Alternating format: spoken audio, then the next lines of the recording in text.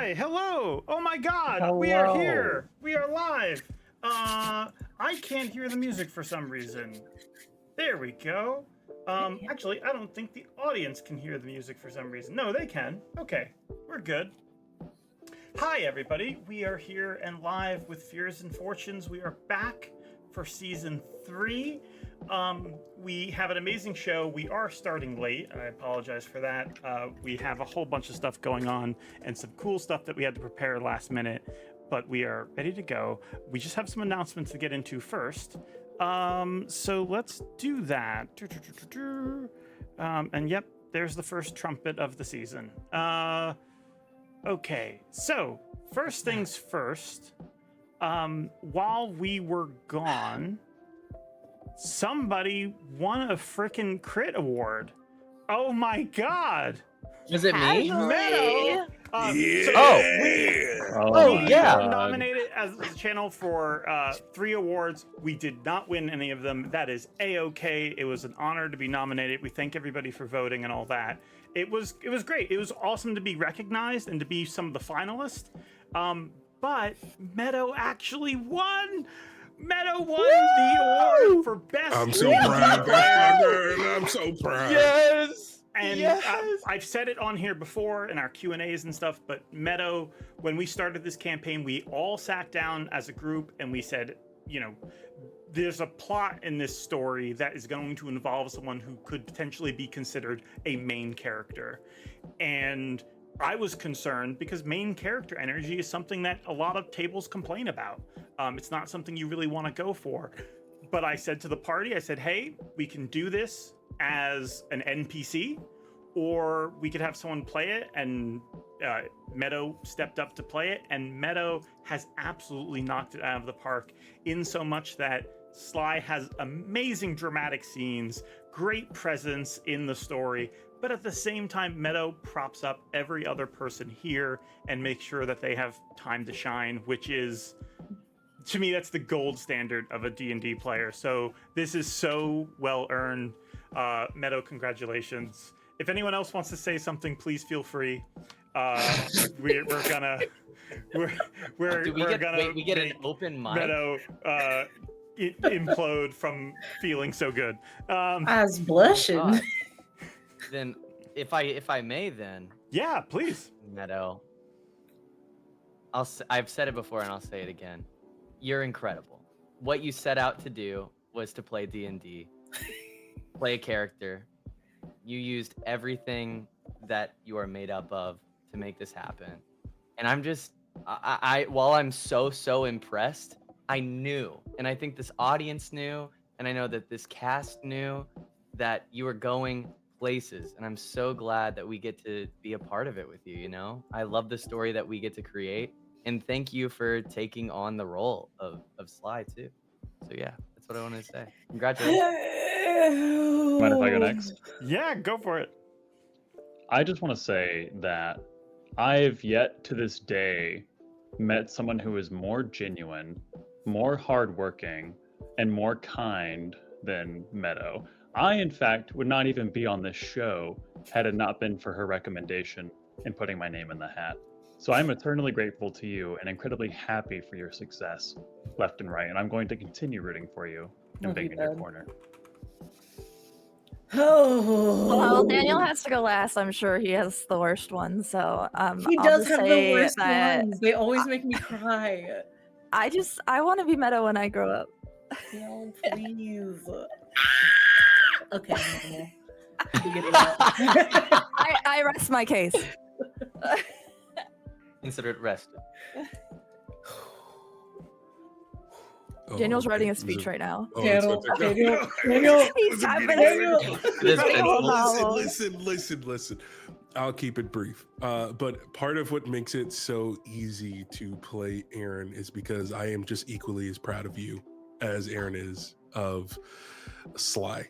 It's just so incredible to watch you grow within the short span of time that we've known each other.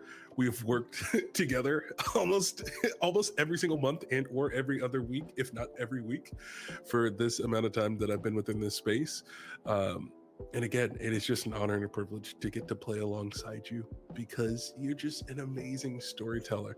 And again, piggybacking off of what George said, it's your ability to not only be able to lead, but know when to prop up others at the table. You make tables feel more inclusive just by being there. So thank you for doing what you do. And you're always going to be one of my favorite people to tell stories with until the end of time. Yeah, right? I can't put threaten on a you good when season we're 3. on live in front of all these people. Thank you. That breaks terms of service. Indeed, indeed. So I won't do it, but you know what I'm thinking. Thank you. I just appreciate it. I'm really grateful to be here. I did not think I would win. I apologized for winning in my speech. I feel bad about it.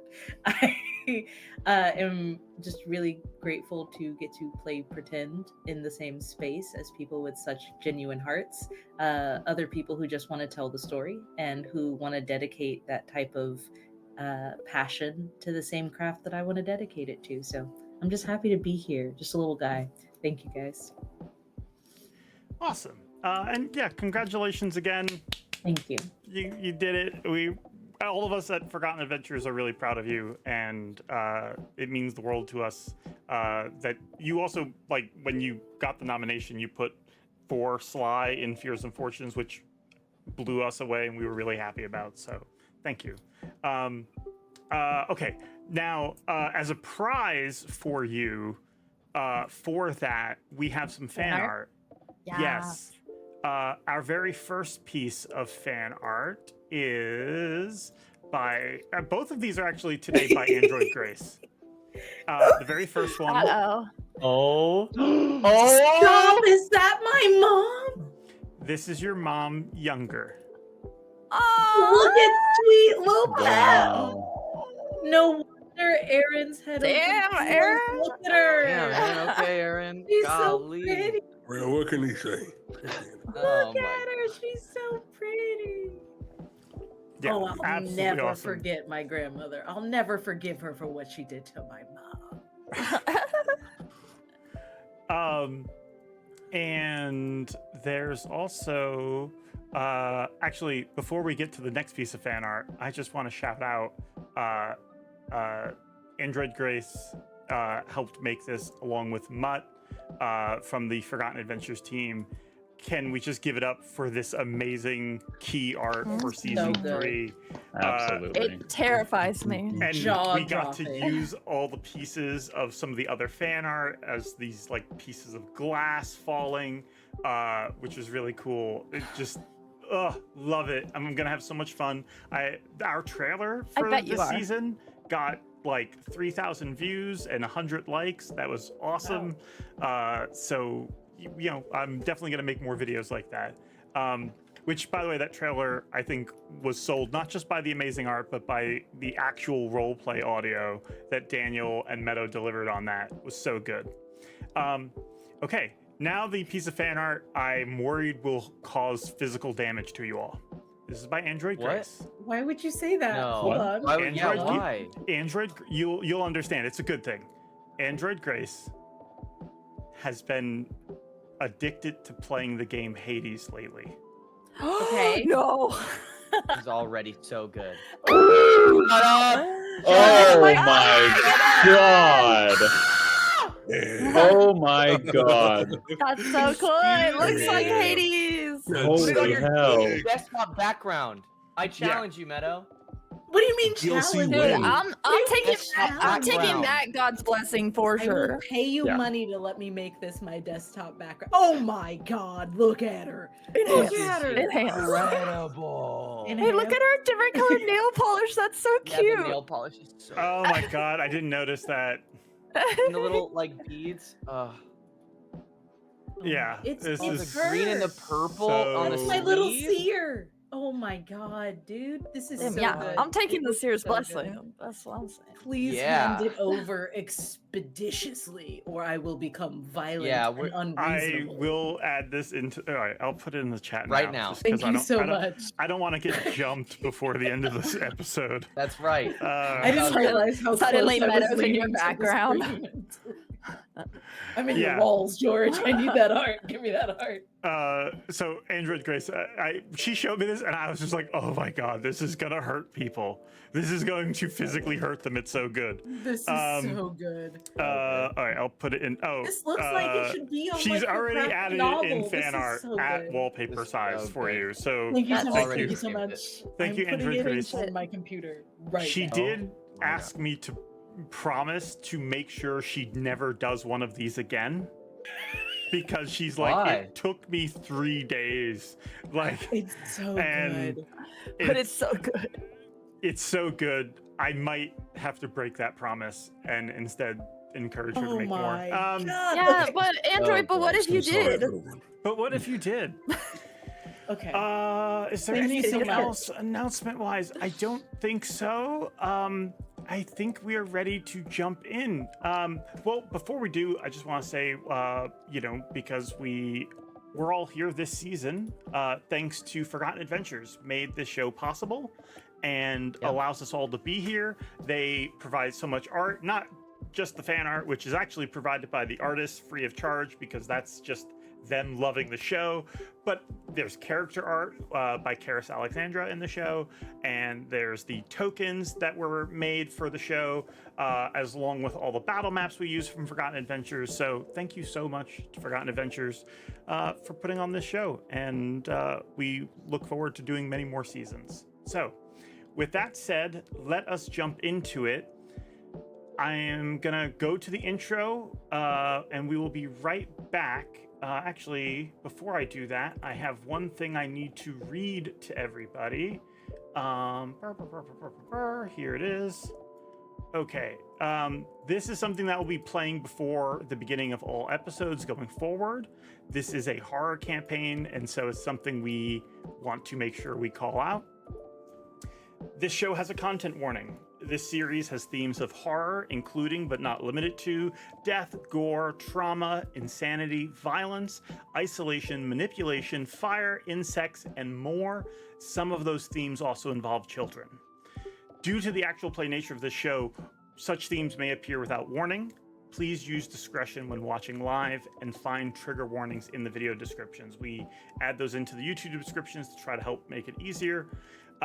All players consented to these themes prior to the campaign start, and we do post-game check-ins every session to make sure everyone's okay, and we have an open door policy if someone does feel uncomfortable. Please consider using safety tools if you do play with these themes at home. Okay, now that said, I will go to our intro and we will go into today's episode. So Season 3! Woo! I have 2 hit points. I have 10. Worry in your mind, fear is how it starts. Unsure of what you'll find, it could tear you apart. You take a leap of chance, you break your mother's oath now. Macabre is the dance, and set free are the ghosts. Will a card save us here? Will it spell out our dooms? Only one thing is clear, we face fears and fortunes.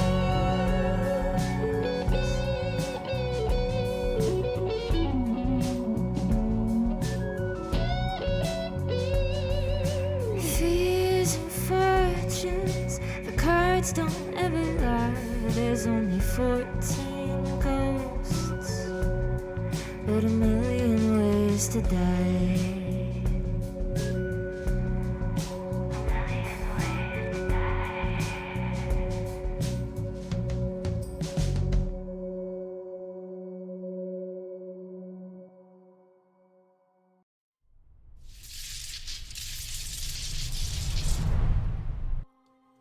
We begin with, before we begin, last time we played, you all traveled on a boat with Dietrich Quinn and Byron off to the island of Harpy's Rock. The party was searching for a card, one known as the Puppet Mistress.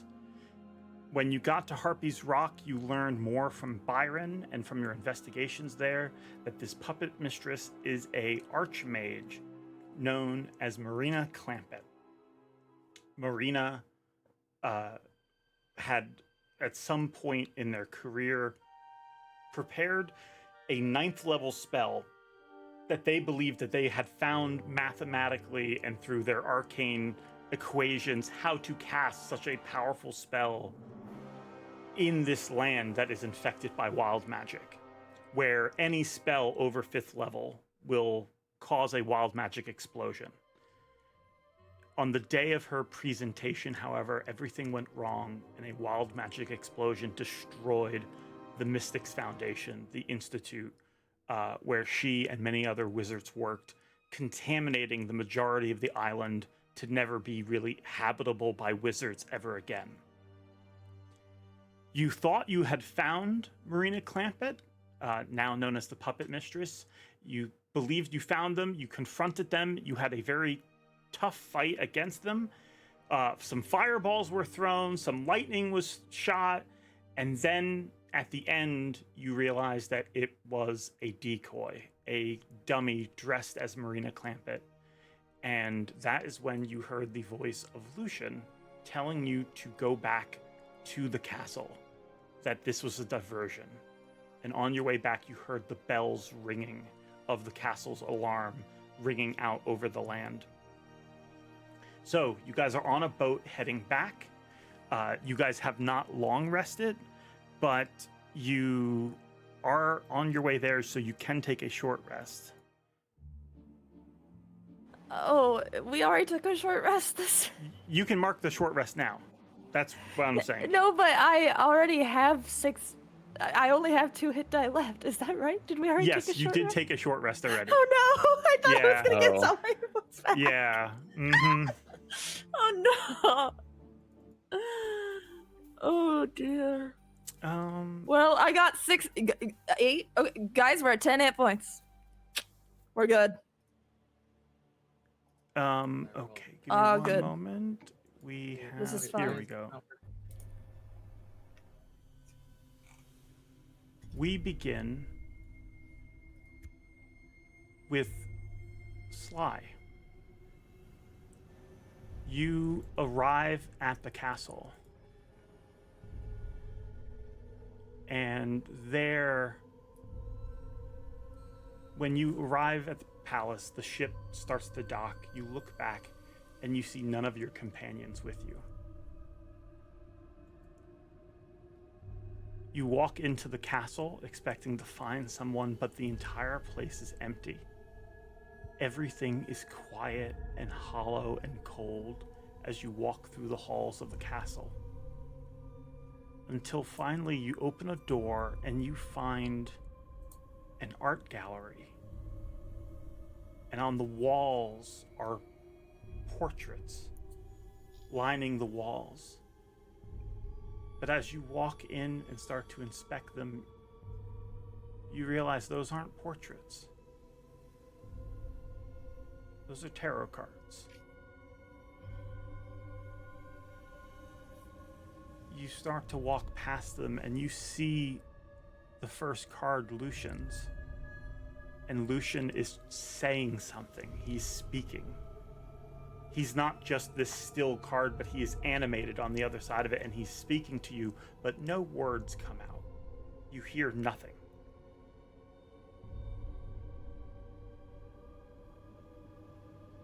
What do you do?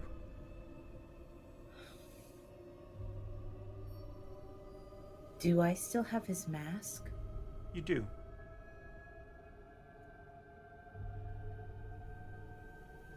I try to give it to him through the portrait. You press it against the portrait, and it falls in. And as it does, he receives it, looking down at it. He looks up at you and he points. Further down the line, you see another card. You see the card of... Give me one moment. You see the card of the witness. No. That little boy trapped in that card is looking out at you. They press their hand against the surface of the card. I raise my hand and press it back. They clasp their fingers, and as they do, they wrap around your hand. What do you do? I try to pull them out with me. You pull, and gently the child steps out, almost falling to the ground, but they catch themselves. They look up at you and smile, and they run off into the distance, into a bright light. You see that, and you see them running. What do you feel at this moment? Concern that the witness could be running towards the puppet mistress, and I get worried. I promised that we would be friends. I promised that I would make sure that they're okay. So there's a strong urge in me to run after that kid. You don't get the feeling, you worry that, but as you look at the light, there's this like burden lifted off of you, like they're gonna be okay. But you look back, and where the child was, there is now a blank card.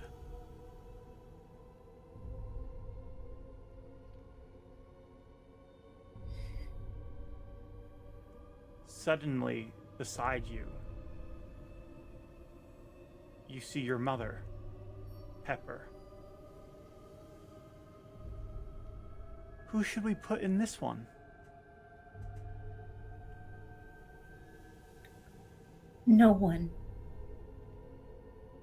You go to speak, to try and say something, but your words just sort of drag out of you, like they're not making sense.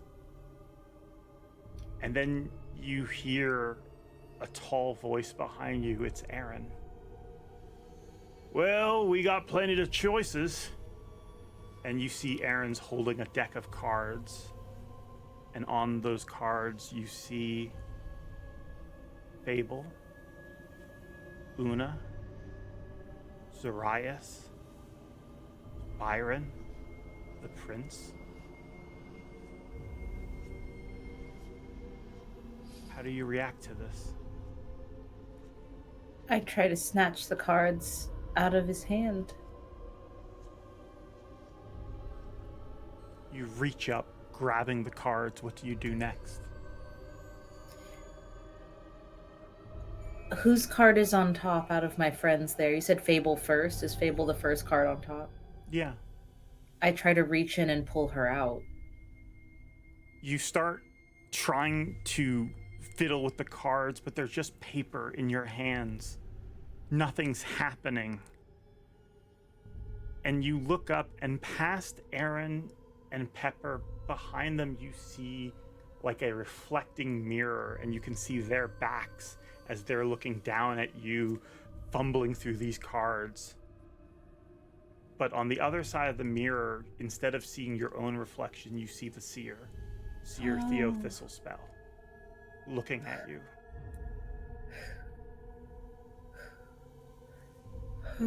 I think there's that lightness of breath, that panic starting to set in as there's nothing she can do with the cards, and she can see Theo around Aaren and her mom. What expression is she reading on Theo's face if she like cranes around to look at the Seer? It seems to be one not of apathy, but just observation. And as they close their eyes, you feel hands reach on your shoulders. You can tell that they're her hands, like she's standing behind you. and you feel her lean in close to you, and she whispers into your ear.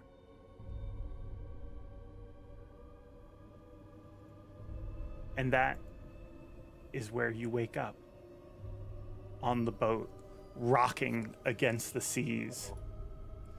1 moment. Rocking against the seas, the boat is sailing its way into the harbor. You can see the palace in the distance. What are you feeling right now? Aside from sweaty, with fear and like feverish dream, panic, I think Sly wakes up feeling terrified and paranoid, like a combination of the two, thinking that Theo is still right there, is still watching. Do I remember what she said to me? Make a wisdom check.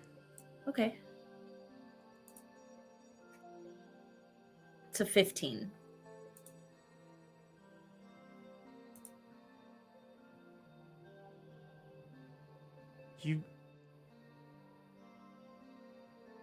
You feel like they said the word almost. But after that, it's like it's on the tip of your mind. You're like, almost what? What were they? What do you think they were saying to you? I feel like she was trying to tell me either, and this is what kills Sly, is not knowing which one of these two it is, either that she's almost ready, meaning she's almost proven herself as the new Seer, or she's almost lost it all, meaning she is teetering on the edge of the opposite end of that spectrum, and she doesn't know which her grandmother's opinion would actually be. She never met her grandmother. So the snippets of interaction that she's had with her, she's just been overwhelmed by her power and always felt like she's been trying to pass some kind of test, and she doesn't know if she's passed or failed. So she's warring with those two options. If I may. Yeah.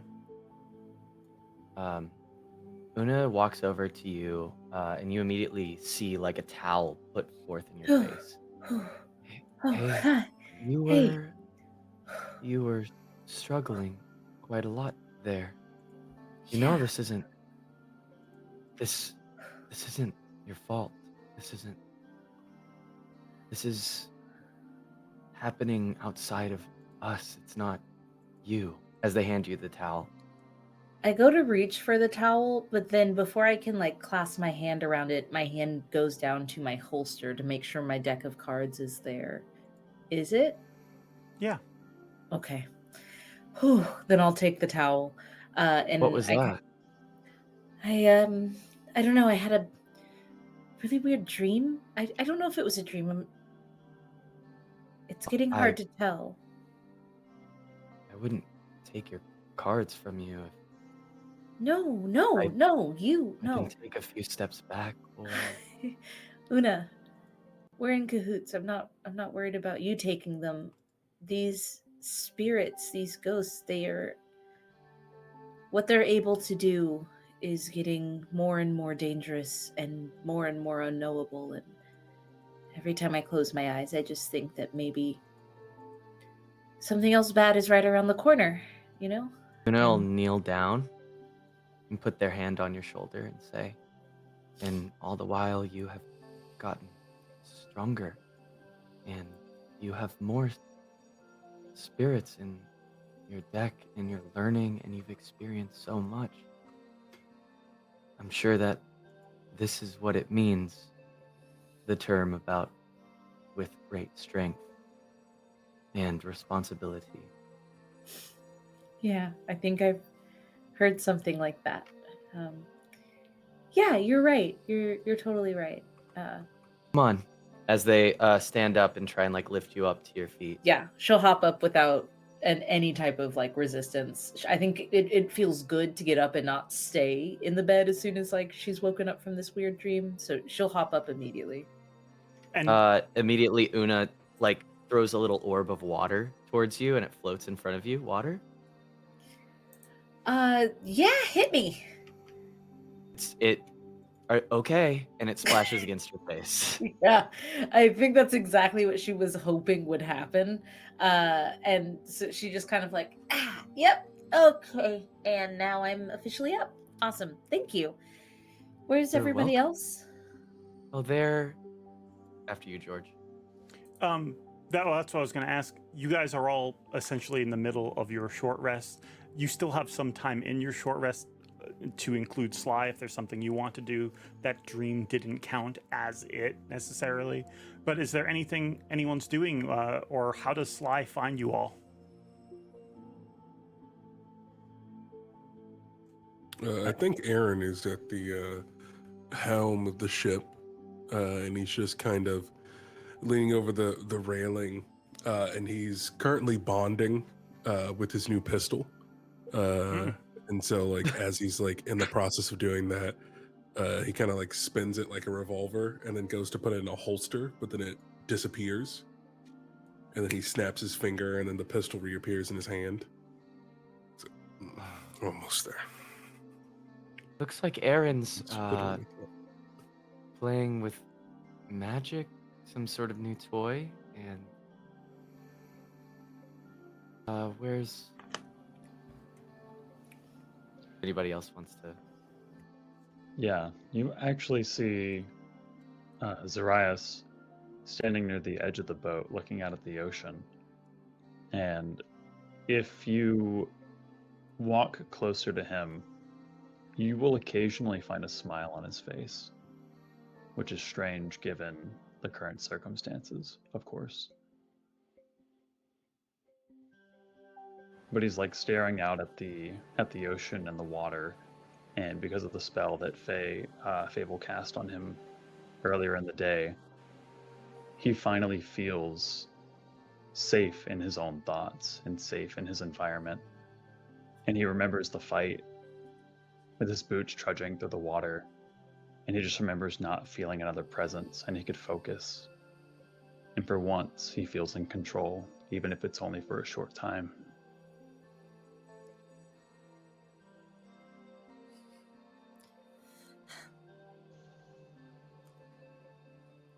How's Fable doing? Dietrich didn't come with us on the island, right? He stayed on the boat, Uh, or did he? he on- no, he stayed on the boat. Yeah, Dietrich Byron stayed went on with the you. boat. Okay, I would probably be up there. I don't know if Byron's up there too, but I guess I'd be trying to fill him in or let him know that we're sailing into something possibly very bad, but it could be very lucrative. I'm also trying to be like I'm trying to like reassure him at the same time, like, oh, like it'll be chaos everywhere. Like it's a great time to go to town. Okay, this isn't flirty, right? No, not really. I mean, Okay. it's just normal. It's normal Fable. She's not particularly trying to know. Okay, very good. I think just everyone is down and she's down, and so she just went to just So it looks like, Fable is getting maybe a nighttime story told to her, and it looks like I wave down to you guys when I see it come up. and it looks like Zoraius is smiling. Weird. Are you sure that this isn't the dream? They splashed themselves with water. I felt that. Did you feel that, Sly? Yep, you got me twice. Yep, got it. Okay, so this we isn't are awake. okay. I'm gonna just go to bed. If you need anything else, though, I'll be right here. Okay? Sly reaches up and squeezes your hand very gently and goes, yeah, of course, always. We'll be okay. We're going as fast as we can, and it seems like as they kind of like push You see Una's hand push forward, and like a little bit more speed is added to the boat as they kind of like push the just one push forward. We'll be there as quick as we can. You should rest. And then Yeah, Una will go ahead and close their eyes. Anyone have anything they want to do before we arrive? Okay. I would just like to note that I see Zoraius staring at the ocean. That's all. Okay. I'm just on the upper part. I'm done with my convo. I'm just like, interesting. Yeah, I think Aaren is noticeably very angry and distant, and is just constantly checking his weapons and kind of pacing back and forth. Can I check in with Dietrich? Sure. I kind of take note of where everyone is, and then I head over to Dietrich, and first I want to kind of gain a general idea of where his mood and head is at, because I don't want to enter into this situation in a wrong way. Don't worry, I definitely buttered him up. Right, Visual George? reference for Dietrich, of course. incredible. Okay, if he's in an okay mood, like he's not seeming super anxious, because I know again we're under like a really high pressure, time sensitive journey back. What does it seem like he's feeling? He seems calm. He generally when you see him as he's conversing with Fable, he is surprised by everything he's learning, but he knows that whatever's happening isn't going to go after him on this boat. Probably the worst moment of his life you guys have already lived through, dealing with the stonefish, the drowned rebel. So he seems pretty chill. He's happy to give you guys a ride, and surprised that you're going to need to go back so quickly, but yeah. He's fine. I'm not good at this, but I want to try. I want to walk up to him and kind of look out over the water, and then look up at him and say, hey, so I know that you've heard about what's going on. Kind of crazy. Byron came with us when we docked on the island last time. Hopefully Byron will come with us again. Okay. We could always use more hands. The more people helping us, the better. And I think the fight's only going to get harder. And without the time to heal ourselves, the more maybe not merrier, but the more the better our chances of not dying, which is almost as catchy. Okay, what's the pay like? Right. I do have some availability to give you some money to upgrade your ship here. Some. We stole this. You remember that, right? Yeah, right. I could get you some money to get a ship, a down payment on a ship. That could be nice. Make a persuasion check. Okay, please come fight with us. Yep, that seems about right. That's a 9. Wait. No, it's not, because I now have reliable talent. So that's a 15. Okay, 15. You you go ahead and make your pitch, and they think about it for a moment. What is it you said you're fighting again? Is all of it like the stonefish? Kind of in practice. We're trying to get these spirits back into the cards, but each spirit's a little different. The one we're trying to get in touch with right now, we thought we encountered the Puppet Mistress. Was wood when we fought her on the island. Probably won't be when we fight her elsewhere. Right. How much of a down payment are we talking? See, I'm not really the money guy and I don't want to misspeak. I really wouldn't want to have to go back on my word to you. But a substantial start at the very least, and I'm just taking into account my own savings. So hopefully better than a substantial start, but I would have to ask my friend Alden. Yeah, well, maybe when you get the details, I'll consider it. Right, we don't really have that kind of time. Make another persuasion check. The DC for this is 20. Oh my god!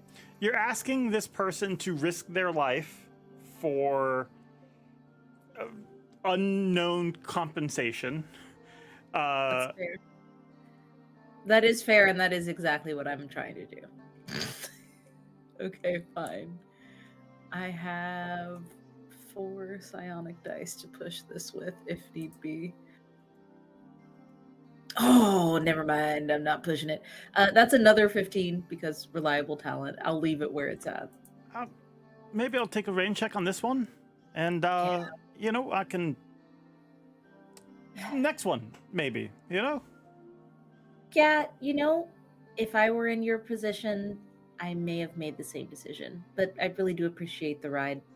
And if you're ever looking for smaller jobs, you should come by Upscale Defenses. We might have something for you. All right, fair enough. Thanks for the offer. Yep, yeah. And she kind of like looks away very disappointedly, not because it's not a rational thing to do, but because she would never date a coward. And she absolutely is like, and he's no longer cute, and just kind of like pulls a mental curtain over Dietrich and moves up. She respects it. She totally respects it. But she's gonna head over and just kind of spend the rest of that short rest sharpening a couple of those daggers she's got in her bag and making sure that she's ready. She's bandaging up some scrapes and wounds, and that's about it. Okay. Anyone else have anything they want to do before the boat docks at the palace? George, could you remind me what information was recounted about this amulet that the stonefish used to like avoid things, to avoid detection of the bitch of the sea? I forget the name. Yeah, it was an amulet that they received, they claim, from the Queen Bitch of the Sea. When they were mutinied on, one of their crew members who turned against them took the amulet and sold it somewhere on land. So you do know of a place to possibly get it, but you would need funds. It's a lot of money. But you think you have an idea of where you can find such a thing on the continent. Noted. Thank you. That's all. Okay. Well, with that said, then you guys arrive at the palace. The ship docking in the Royal Harbor, and as you guys get out, you approach forward. Aaren, you might be preparing yourself to start speaking to the guards, and they seem to acknowledge you all showing up. Yes, the prince was expecting you. This way. And they start leading you into the castle. Everything's on high alert. You see there are guards all over the place. You see there are various meetings all happening at the same time. As you guys are brought into the castle, you guys are brought near where the prince is, but you see that they are swamped with people reporting to them. They are giving out orders. They are telling people to, one moment. They are telling people to, increase guards and to look into possible perpetrators. He's asking for the Elven ambassador to be summoned right away. He sends a messenger off to get them. And as they're handling all of this, and he's also trying to figure out like how to keep what's happening from scaring the entire city. Because obviously they need to put out the alarm, they need to do a search, but they also don't want everyone scared thinking that the king has been taken, because if that could happen, well then, is anyone really in charge of this city? As they're doing that, the head of the head captain of the guard approaches you all. They have been someone who's been reporting to the prince for a long time. They are about they're a pretty tall half orc. She's about 40 years old. She has like a slight visible scar on her face beneath her helmet. And they approach you all. You're here to see the prince, correct?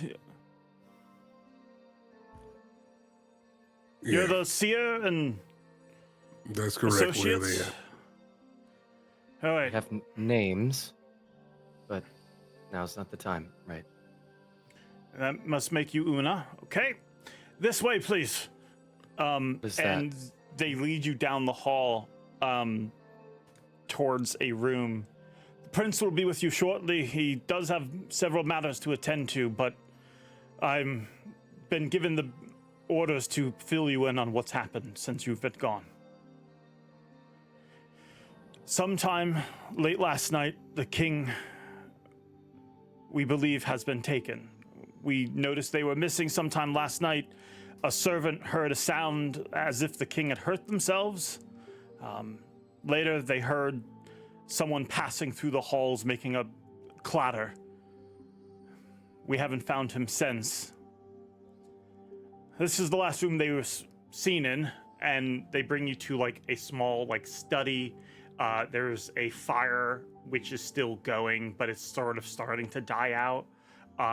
And you can see that there's like a drink that's knocked over, and the room otherwise looks fairly orderly for something that you assume would have taken a few people to accomplish. Could I go ahead and Aaron's- start? Oopsies. I While you're was doing that, I'm gonna ritually start. cast. We're doing the same thing. Oh, Go ahead. What would you like to do? Detect magic. Detect magic, sure. You guys ritually cast detect Jinx. magic. Casting detect magic on the room, you see that there are like wards on the window. Those wards do not look like they have been broken. You see that there are a couple of novelty items in this room that are enchanted, like pictures of famous events that have been enchanted to appear like they're alive, things like that. But otherwise, there's nothing strange in this room that would stand out magically. I'm saying. The captain of the guard is with us, right? Yes. Okay. Una walks over to the captain. Captain, go ahead. Go ahead, you first. No. I wasn't gonna talk to anyone. I just had an investigation thing, but Oh, go for it. it's not. I was just gonna say, as someone who has been kidnapped multiple times, I would like to look around. Okay, yeah. You give me an give me an investigation check and hold on to that. Una, what were you trying to do? Yes. Una walks over to the captain. Says, "How many flyers have we put up? Flyers? Paper, flyers. Paper. We have not put up flyers for the king's abduction, no. They turn around and look at the team and say, the first thing, the thing that I noticed the most in this town is that when people go missing, flyers go up. Why are we not putting flyers up for the king? You're right. We should also offer a reward. Lost King. Yes. 200 gold. That sounds great. Yes, see? It turns around back to the captain. 200 gold? One moment. I need to roll dice. What have I you need done? to see if they understand Kick us out. this as a joke or realize that you're serious. Good roll. Okay. Let's It makes see. sense. it's clear amongst the people who live on land that to find one another, it's that you can't echolocate them. You put their face on paper and share that piece of paper. I mean, how many people have known what the king looks like? Who would know? Is I he didn't know. serious? Yes. They look at you, Zoraius. Definitely. Yes, Una is serious. Una, that may Thank not be you. the best for the general, citizens. They might panic. Because there's paper everywhere. Yeah, Fable, That is so. go ahead. just giving up on Una Yeah, at yeah. this point. Fable, what was your investigation check? 19. I've got experience. What is it you're looking for in specific? Just things that you know to be the hallmarks of being kidnapped? Yeah, I think yeah, just like what I would do, like having been kidnapped, like if he left anything intentionally or like a certain, I don't know, like alignment of fabric or something that would indicate anything at all. I don't know. Even if it's something to tell us about the thief. You do notice there's a bit of blood on the carpet. Not a lot. But you see that the chair, you notice that the chair, there are indents in the carpet where the chair was sitting. This chair was likely moved from a sudden impact. And you think, okay, this is probably where they were grabbed. But then how did they get them out of here? Right. Well, I've been kidnapped, but I'm not a detective. Do we have there's some blood over here. Is there any way to tell if it's the king's or someone else's? She'll just ask everyone that guards the party. Anyone? Take a look, I guess. Or tracking, perhaps? Aaren will looking at try my to spell list. investigate as well. See if he comes up with anything. I think also he'll look for, like, I guess any personal items of his that the king would have, like, maybe dropped or something like that. There's probably a lot of personal items in this castle. Should you request something, if you're trying to do like a scrying spell, that would be, you could certainly obtain something like that. If you guys are here with Byron would tell you that the blood is definitely the king's, doing like some spell casting on it to sort of figure out the nature of the blood. And also, more importantly, it as he like rubs the carpet, you see that there's like a residue on his hands. This wasn't that long ago. It was within the last 8 hours. Idea. If anyone could provide me with just a short piece of fine copper wire, I could send a message to the king. He'd be able to respond to it. Has anyone tried that? That's what the message spell? Sending. Oh, with sending. Interesting. Smart. Give me one See, I'm moment. about to be out of paper, spell slots. Una but, says to but I okay. got one left.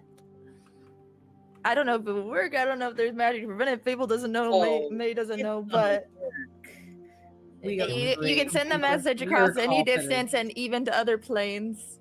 Yep, one moment. I guess if he's like unconscious or something, maybe it doesn't matter because he'd just be asleep. But I could try. I'm just gonna look for an axe to go chop down a tree to make paper. Okay. Okay. Yeah, go ahead. What are you sending in the message? Oh, great. Question. Just wait. We haven't met with the prince. The prince is busy fielding stuff. I would assume I yeah. should find out from the prince what he would like sent to his father. Okay, so you hold off on that. Is there That's anything not else? just me even being sly. I mean, literally, I'm gonna let the prince choose that. That's not on me. Meadow's not on face, you. dude. Yeah. But, is there anything anyone else wants to do? I need a perception check after I look for the axe, real quick. You're looking for what? I'm looking for an axe so that I can cut down a tree to get paper, but that's not the point of this roll, I guess. Never mind. Okay, what's the never mind. perception check? I get an advantage though. Hold on. I do have an advantage. What's the perception check for? To look around for an axe. Oh, literally. But I'm actually like looking up, so I want to look at the ceiling too. 11 Sure. is the best that I've got. Okay. First roll of the season, and I get a 2 and a 4. A 2 and a 4. Oh, right. Get him out now. One moment. Okay. Oh, I have an 11. You look around the room. You do not find. Actually, you know what? One moment. I'm gonna roll a D100, Oh. Yes. and I'm gonna 100. say if it's above an 80, if it's an It's 80 gonna be or above an higher, 80. that's good for you. Yep. Come on, Come we on, win. Got it. We win 99. these. We win these. 63. Dang it. You look around for an axe. I'll say this though. You do find one. You find one laying on the floor. Amazing. It's like When I off to go- the side, like against the wall. It's like laying on the floor. Okay. Does it look like it was placed there, George? I'll purpose. say for this, give me a do insight. Don't have advantage, but oh, good, a 7. We're growing. I got a 14. 14. You look, and this doesn't look like a place people would normally put a giant battle axe. It is, by the way, like a See. full-size battle axe. See, at least the king had sensibilities, keeping their axe close. They say out loud as they pick up this battle axe. You see Una pick up an axe that's almost as tall as they are. I am not surprised. I hope nobody. I want to make sure, George, that you know that I want no one in this blood zone. Okay, because Una's gonna make a nice little swing with it. Just chopping. So a tree chops down like this, right? As they go up and down. Just roll a athletics check for me. I would like to fail it Okay. on purpose. Una swings it about and breaks at least 3 different things as, Yeah. again, they're swinging a full-size battle axe in a small study.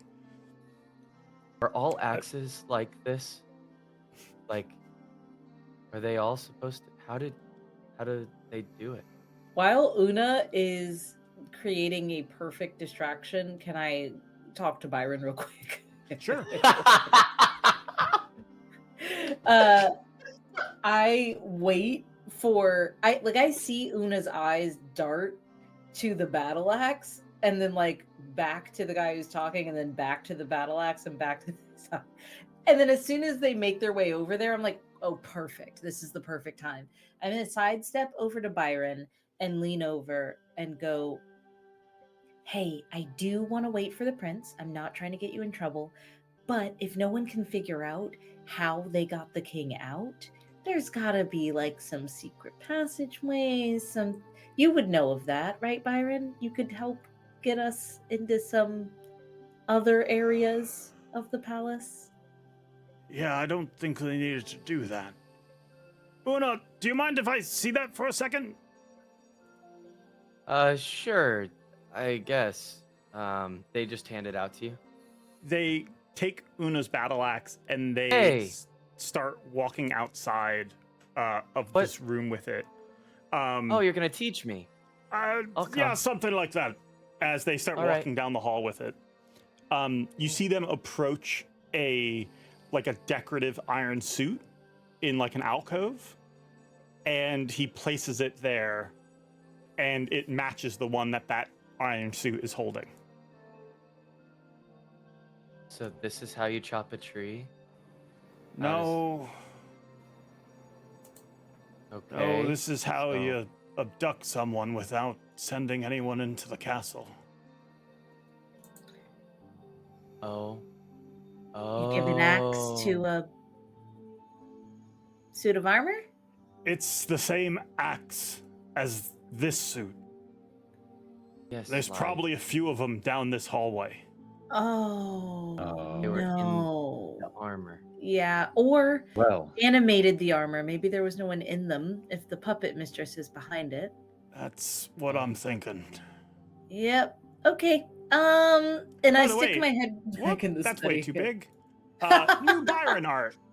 Oh, look at Byron! New Byron art. hey, Okay, Oh handsome. my god. Shoes. He's been updated Hey. by He looks the good. initial drawing He was looks done good. by Android Grace, but he's been updated and fully fleshed out by Karis during the Yes. break, so that was fun. Yay. Hey, thank you. Thank you. So Byron, looks at this and sort of puts the piece together. If you said that the service staff heard someone like clomping around during the day, sometime at I night. think the word was clattering, which is even more concerning. What does that mean? If it was an animated suit, it could have walked him right out of here if he was unconscious. Yeah. With that, roll a D100 Fable. Oh boy. Oh boy. Go ahead, Fable. Okay. Get it 100. 100. come on. We win 100. these. 100. We 100. win these. 100. 100. 54. 54, I can't and I stop don't know winning. why your guys' dice rolls aren't coming through. You guys see, oh no, that's not good. That's why your Oh, dice no. rolls aren't coming through. 1 second. So clattering, is that like, what does that entail? Like, where did A that clatter word is- come from? Kind What of was it like you rolled? Fable? 54. 54. You do not get any response from the king if you cast sending. So you can ask the prince later what that would entail, or what message they would want to send. But right now, you don't get a response. Thank you, Sly, for Okay. explaining it. I would not. I only have one slot because I'm tired, so I guess I would not currently. So I'll roll again when the prince comes up Sure. with something, I guess. Okay. Yeah, that's fine. You guys look around. Is there anything else you guys want to do? Okay. You guys look around. After a while, the prince does come in. Actually, Yeah. I'm so sorry to rewind a little bit. How occupied is the king's room before the prince gets there? Dang, that's some horns. Like, how many guards plus us are there? How many guards plus you? There's the captain of the guard, and like 2 gentlemen standing outside. Otherwise, the room's empty. It's just you guys looking at it. Any important documents on that desk? That's a good question. Make an investigation check.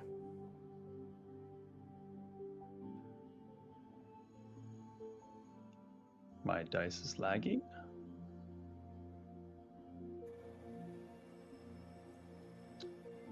Um, 12. 12.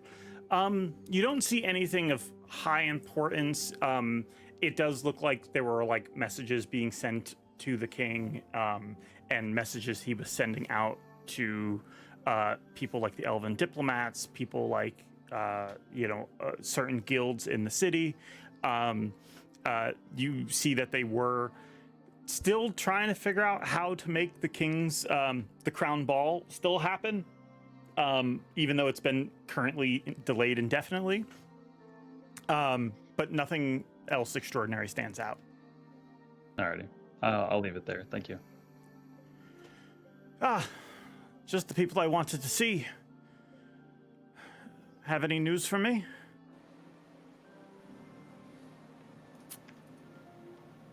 I could explain what clattering means if you would like to know. What clattering means? Yes, you heard about the clattering? I just learned what it means. It means, and then they just shove over a piece of armor as it falls and makes clattering sounds. Yes, that is what one of the Flattering. staff heard last night. Yes. Does anybody We- else want to? Yeah, sure. Your princeliness, we believe that the clattering heard by your staff may have been related to how your father was abducted. We came into contact with a spirit that had the ability to control inanimate objects or make them animated, and we think that may have happened to the suit of armor out there. If that's the case, it's very possible your father was inside of one and they just walked out. And why? Who is this person you came into contact with? Can I show him the card? Yeah. You hold up Yeah. the card of the Puppet Mistress. Oh, You mean another card did all of this. It's not for sure. It could be someone else, but if the stones in front of us lay out a path, it would lead to the Puppet Mistress.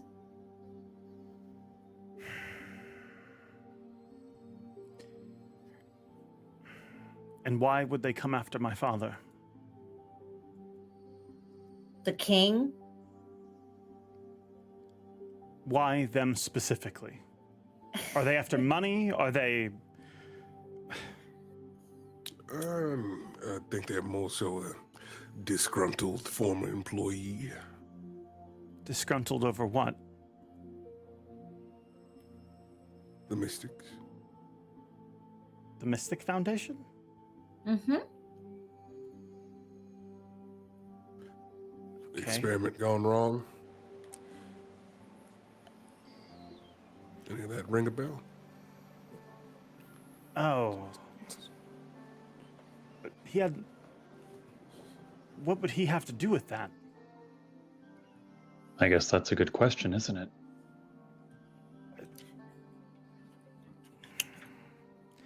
To my knowledge, he has no involvement with that horrible tragedy that happened at the Foundation. Wait, is his father King Casimir? Yes. Character. Well, I mean, your father was one of the donors, right? To the wild magic event that happened. Of course. We Or to the we- school, I mean. we gave money to the Foundation. He did. His King's brother was a mage. My uncle. So it might have been in memory of him, to my understanding. memory? He died. It was a... Under what circumstances? Make a history check, Aaren. I'm so Can I glad also you- do the same, please? Sure. Thank you. No, I- that's an 11. I got a dirty 20. Dirty 20. And what did you get, Aaren? No, I got an 11. 11.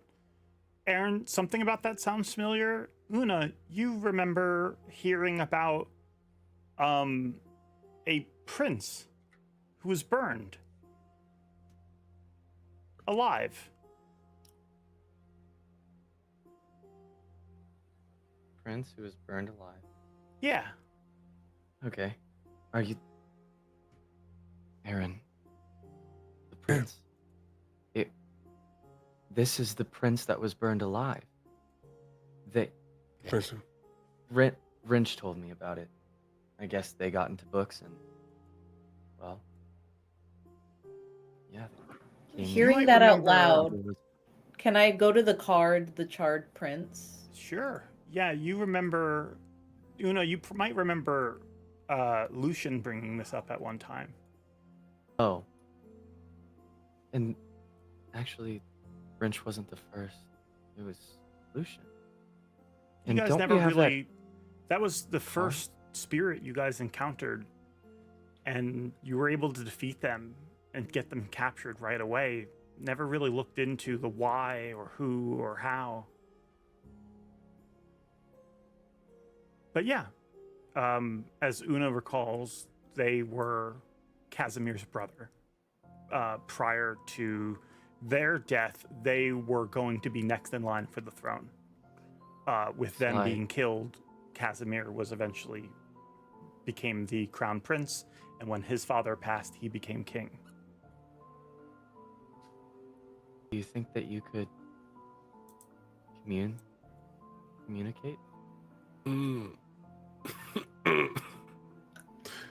Aaren made quite a sound there. Aaren, Communicate with what were you. The puppet mistress. Do you think there's any connection between them and the prince? Well, there has to Any be. secret tryst, love, connection No, my uncle died long ago? a long time ago. Okay. Have we told the prince by name yet who the puppet master is? The puppet mistress. You haven't. We haven't but- said her name, no, right? You haven't said So their he has name. no idea that it's like the archmage of the school. He seemed to recall a little bit, so he might know, but you're not sure of that. Well, there has to be a connection if the king is donating to the school and she was in charge of running the school. You can I- feel we free to just ask had- any question you want. That was in character, I guess, to the party. But we just need to figure out what it Mhm. is. Sly? Yeah, sorry. What? Can we see the puppet mistress card, Sure. please? Sure. As they say that they've eyed the charred prince, and they'll say, and why are you looking at the? It just feels like everything is woven together somehow. And she's gonna set the charred prince down and then the puppet mistress down on the desk, kind of as if like building a tarot read, like a spread, one after the other. And it's like her hand wants to go back for a third, but she doesn't know what missing piece there could be there, and instead says, they're intertwined in some way, or she wouldn't have stolen the king. Look there. The arm.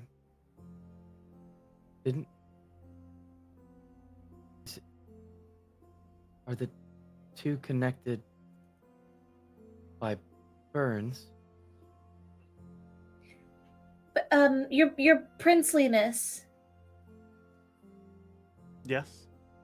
the last archmage of that mystic's foundation, how did she perish? You're referring to the puppet mistress. Marina am. Clampett. You were, and I guess the prince will confirm this for you if you're asking, but you guys already learned that last session. They passed due to a wild magic explosion, which burned down the school and spread wild magic. They actually, though, Marina Clampett didn't die from that. Yeah, They, that's why I'm asking. How did she perish? to your knowledge, she was captured by the Seer.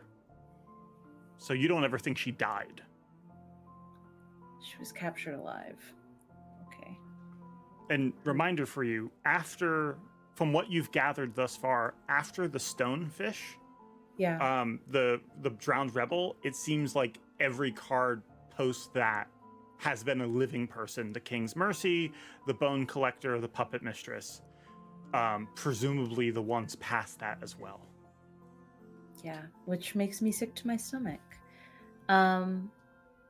Okay. I take a look at that, and I think Sly's finger kind of traces the arm a bit, the one holding the wand, and she looks up at the rest of the group and goes, so how are we going to find this person? That's what I think. Sorry, what's the other card you have out? Oh. We're trying to figure out how that one's connected. Quick question. Now, They step forward and you see them take a look, and it's like the blood drained from the prince's face. So it kind of seems like you already know. No, what? What is it you're showing me? If I'm right, if Una recalls correctly, this is. Wait. Sly, come here. As they quickly turn them about. I'm still holding the card, so I'm like Yes, leaning this yes. way. We have to be careful and sensitive about this. This could be their brother, and we should care about how this would make them feel. I do It's like care. being reunited with someone you haven't seen in a while. What? They will not be getting reunited. It's okay. No, I get it. But if we're in dire straits, he could provide information we don't have if he knows what's going on to an extent.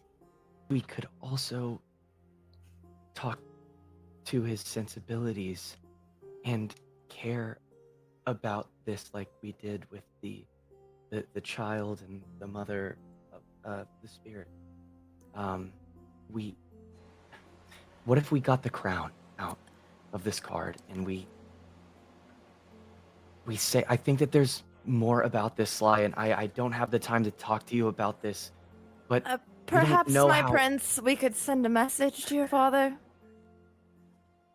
Yes, that would be good if you can ask we have if he knows where 25 he words. is. If he knows where he's located, if he can give us any hints, or if the hostage takers have made any demands. Okay. Fable. Sly, Mhm. just think. Can I say one last thing? Okay. Sly, just think about one thing, and one thing in particular. How did these cards get in the deck? How did they do it in the first place? And now you're in this position, and I feel like I need to protect you from the past. We don't have time to talk now, but sorry, Prince. I just really thought that maybe we should rest before we go anywhere else. I'm getting really tired as they they're making a scene. Kind Okay. of just out of just emergency and worry. They're just being Are you trying to distract annoyingly- him? Yeah, from the fact that they might have just saw this card and Give that me a they just- deception check. Yeah. And that's all that I'm going to say to Sly as well. Whatever you want to do with that is whatever. But I definitely think under the restrictions of time. Yeah, that's a 4. It's a little you try your best to make a scene. You guys might pick up on Oh. Una doing this. Right. So yes. tired. They're so tired. I'm It's, so it's been a long tired. day. I'm gonna fall onto the armor, and the armor breaks apart again.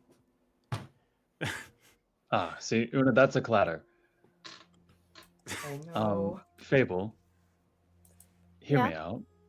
What if instead of messaging the king, we message the mistress instead? She's all about a show. She's set the stage. Now all she has to do is send the invite, which surely she's expecting us to come looking anyway. We're almost certainly walking into a trap. All we have to do is know that we're not going to be trapped, or knowing that it is a trap as we walk in, and then it's not a trap anymore. It's a standoff. I suppose so, but are we sure we're capable of winning a standoff? Because the last one didn't go so hot. We won last one, for the record. I'm still bleeding. Yeah. I get what you're saying, and I'm all for a show, but I just wonder if what you're saying is right, and she couldn't expect us to secretly telepathically message the king, right? So maybe we can get a jump. Maybe we can even surprise her. You know, that's a fair point. And if not, then we hope the king's still alive tomorrow and I can send a message to the puppet master instead. Okay. Yeah. Okay. I believe for sending, I don't have to say it out loud, right? Because it's just in his head. It's not like message where I have to, like, Yeah, that should be fine. whisper it. Okay. This is only gonna be like 17 words. I'll just ask exactly what the prince asked. I'll say, this is the Seer's party. Do you know where you are? Can you give us a hint? Have they made any demands? So basically just his 3 questions. Roll a D100. Wake up, god damn it. Come on, 98. Why do I swear I always get a 4 in my 24. I always get a 4 in my D100s. 24, you don't get any response back as you send this message. It's either it's being blocked or they're unconscious. Okay, you were right, I was wrong. The king must be taking a nap or something. I'm sure it's just that.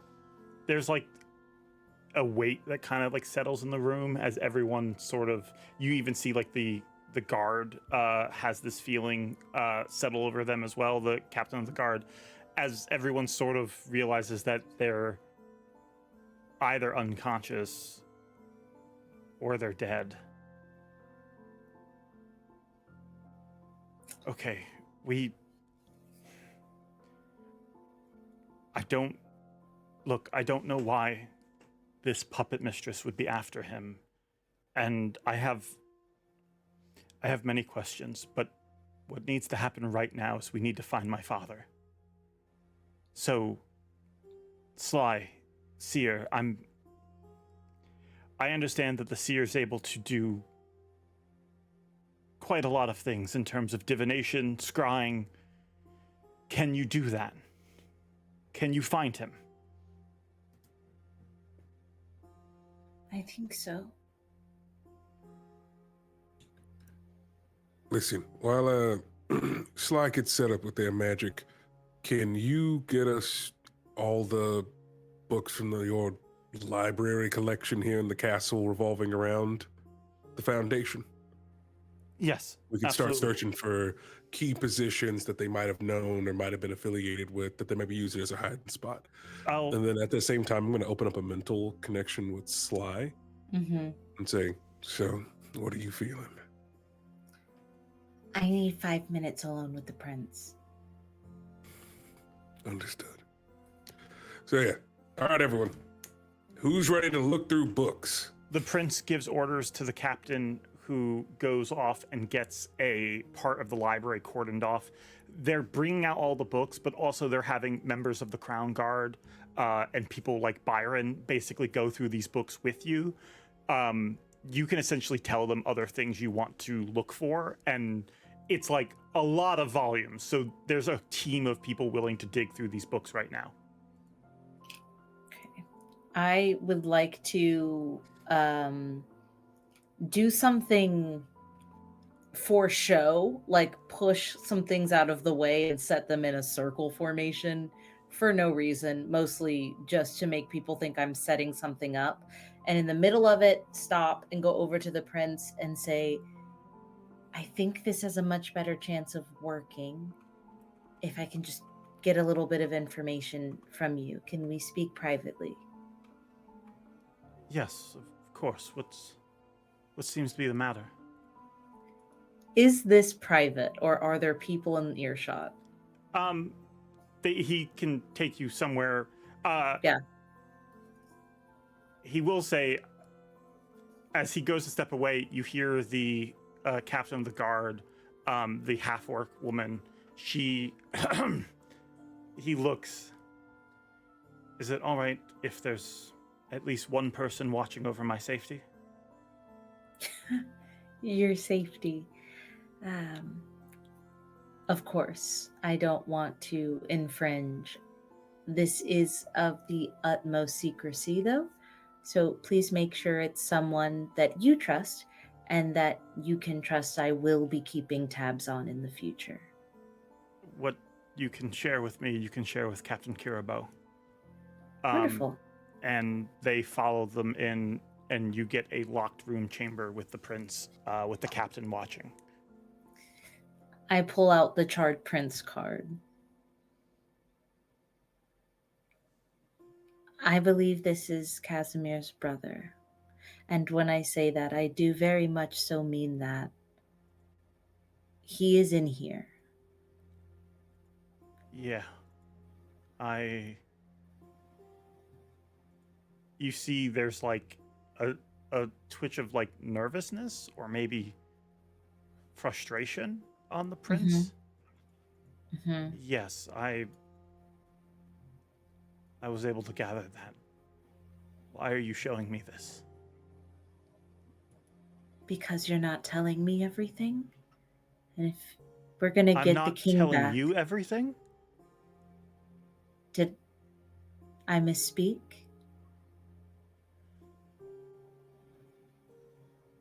You come here. My father's been taken by another one of your cards.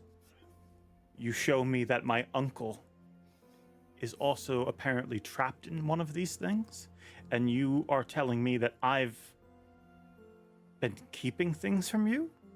That I've been holding back? Yes. I came to Aaren and I offered to work with you all, to bring him in and share everything we had, everything I could provide. Do I know all of my father's secrets? No, but I was willing to work with you all. And now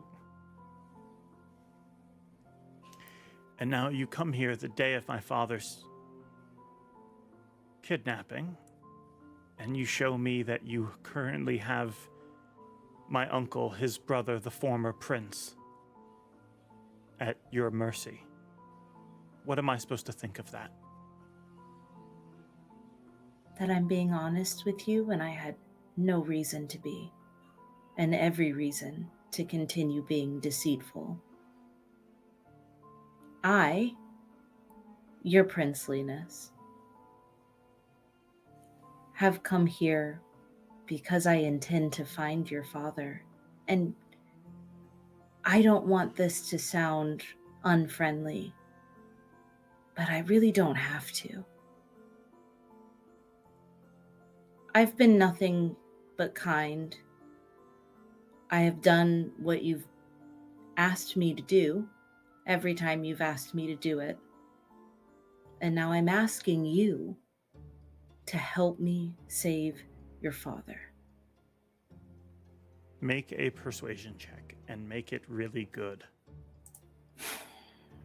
Okay.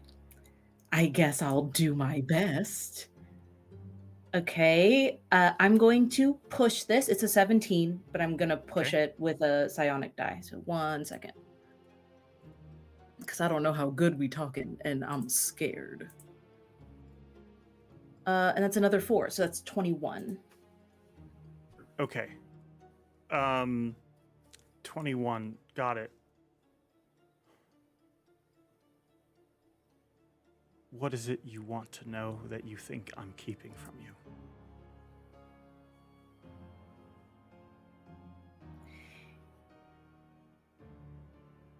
I want to know why the kingdom doesn't trust you just because you have the horns. The kingdom or my father? I haven't talked to your father, but I read the papers.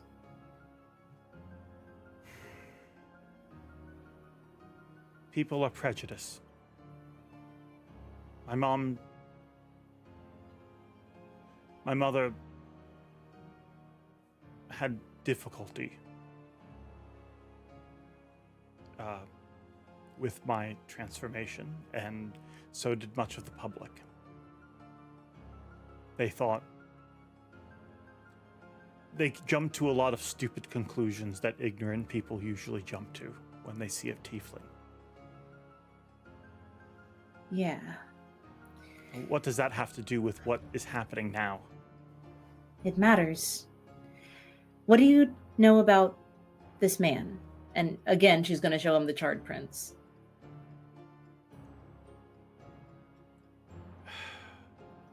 He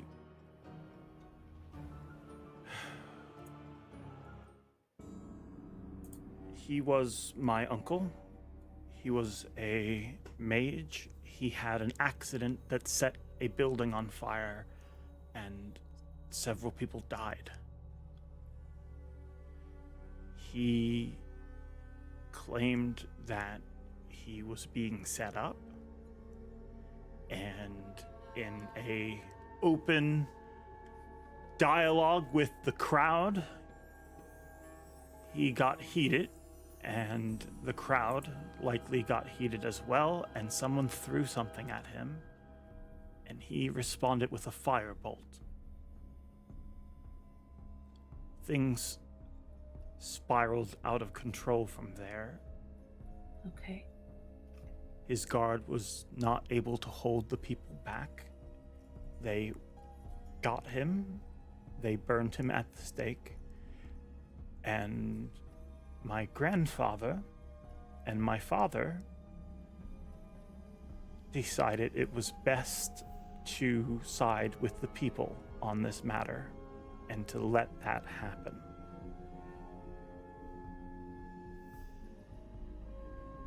Lest they lose control of the city and the country entirely.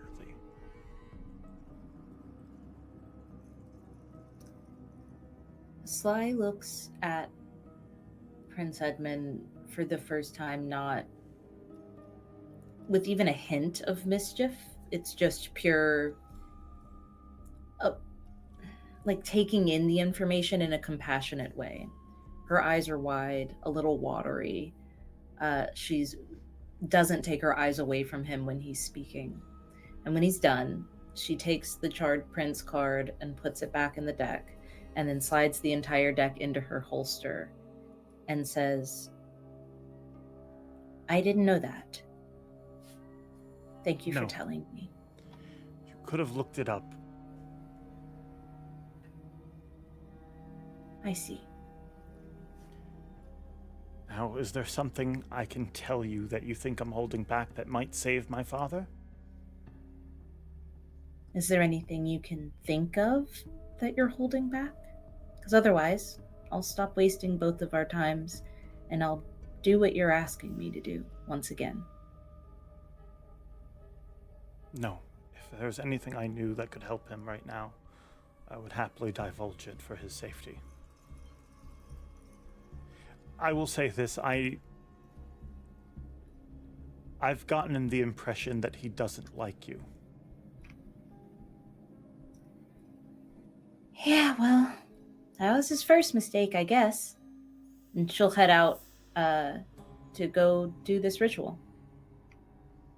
What ritual are you doing? This is one I'm really interested in because it seems like this is much more tied to the Charred Prince than to the king himself. This seems to be between the Charred Prince and the Puppet Mistress. So what I'd like to do is attempt to commune with the Charred Prince inside, not let him out. Because when we were trying to get him into the card in the first place, our first encounter with him, he was screaming that he would never go back. And I think letting him out fully would be too risky. So I would like to trust my team yet again and come out looking for Una, asking to do a kind of like a ceremonial circle again. Maybe even not for mechanical advantage, just to like have that set, that kind of barrier circle. Una's really good at those. I would like to ask for Aaren to, and this comes mentally to Aaren, I would like to ask Aaren to be at the ready with weapons because I want to talk to the Charred Prince, and they were one of the violent ones that we came across rather than one of the ones that seemed to be searching for something. Do you share what you're trying to do with the rest of the party and Byron? I share it with Aaren mentally first. If he gives any pushback, then I would, but naturally, no. So I wait to see what Aaren has to say in response. Aaren, give me a history check at advantage. Because you are currently, while all of this was happening, you were in the library doing research. And muted. And you're muted. All right, let's see here. I got double tens. I'm gonna spend one of my second wins to add a D10 to that.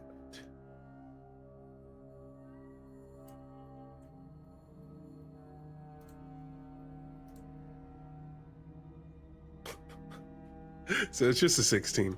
16. That's enough. Okay. As Sly starts explaining this all to you, something sticks out. You don't think these are connected. Charred Prince died about 30 years before the Puppet Mistress had her little incident. So, unless it was their spirit, but that would mean that it got loose from the cards or something. But as far as them in life, they had no intersections. Okay. I think I will mentally say back to Sly. As of right now, as far as I'm aware, there's no connection between the two. However, I don't think it would hurt to speak with him just to know more about our lovely majesty that we are about to rescue. Is it worth talking to him for this personality interview if he also takes over my body and goes violent on all of my friends?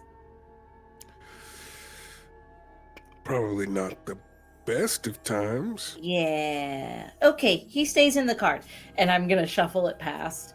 And instead, I would like to do an augury spell. Mm-hmm. I would like to request first that a map be brought to me. Okay. And what I'd like to do is fold the map in half and do a yes/no, like, is he being held on this side? Am I getting a positive read from this side of the map? And then fold it and do it again. And what I think I have 3 uses left of my deck before a long rest. I'd like to keep doing that just 3 times to make sure I get a very narrowed down section of where he could be. Augury, I believe, give me one moment, let me just pull that up. By the way, while I'm pulling that up, please enjoy what Aaren looks like right now. Hey. Oh, good. Hey. Thank you, Karis, Hey. for the character art Wait. variants. That's This is studious cool. Aaren. So good. No way. Love it. Augury. This is Augury. really cool. What the heck? Yeah. We have other ones too. What? Augury. Yes, we have ones for all of you. Not all of them are studious, but yeah. You'll just have to find out once you get to that emotion. That's right. What emotions have I done? Doing augury, you point. I'm gonna say that, like, I know there's a limit on it. We're gonna just count this entire map process as one use of it. Oh, sure. So you cast this and you start placing cards down. Like, you shuffle and you essentially say this location, and as you place a card down and you get we'll say that you just get one of the lower tier cards and it's nothing. You do it again and it's nothing. you do it again, it's nothing. You're not getting like a good result or a bad result. It's like neither. Nothing affirming, nothing denying. Would I take that to mean that he's on a different plane of existence or a magically concealed location? That's possible, but it's... You also have not used augury in this function before, in terms That's of true. finding someone. Yeah. What you remember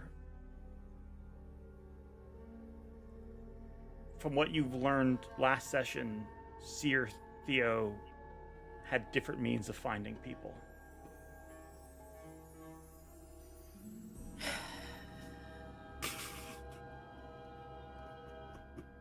I'll leave you to think about that while we go Yes, on a please. quick break. We'll be gone for just 10 minutes. When we come back, we'll be continuing our story. Don't go anywhere. We still have a good amount of session left. And yeah, we'll be right back right after this. So hang tight. Okay, and go.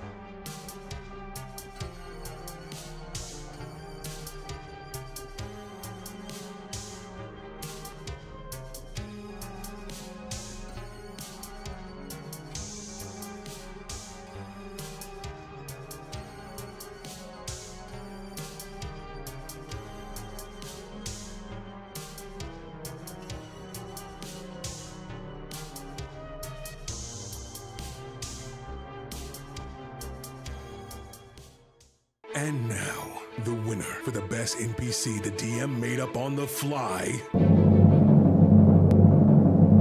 It's Boblin the Goblin. Holy cow, it's me! I won! I can't believe it! It's not easy coming up with names on the fly. Thankfully, if you need map assets, or tokens on the fly, Forgotten Adventures has you covered. See everything they have to offer in their Foundry modules, or at patreon.com/ForgottenAdventures. A dangerous foe threatens Phandelver. It seeks the forge of spells and unlimited power. A small band of heroes can stop them, but only if luck is on their side. Oh my god. Everything's fine on this show. Everything's great. Tough rolls, gang. Tough rolls. I have anxiety. Consequences! That's so good. Oh, shit. Us. It's a miss. Come on, gang. My heart is beating so fast right now. I'm so anxious. I am so anxious right now. Everyone has rolled this poorly since the very beginning. Except for the DM. Except for the DM. I hate you! God damn it! Diabolical. I'm sorry. We almost die every time we do combat. I'm so stressed. It's death saving rolls. It's every time. Every time. Every time. Every time. One person is down That's at what's least. fun about D&D. What are you talking about? You're such a good DM. I'm so mad. These are the consequences of my actions. That's Real. 2 nat 1s. George, I want to cast friends!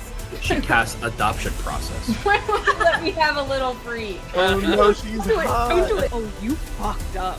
Yeah. I don't know what I'm doing. Fair warning.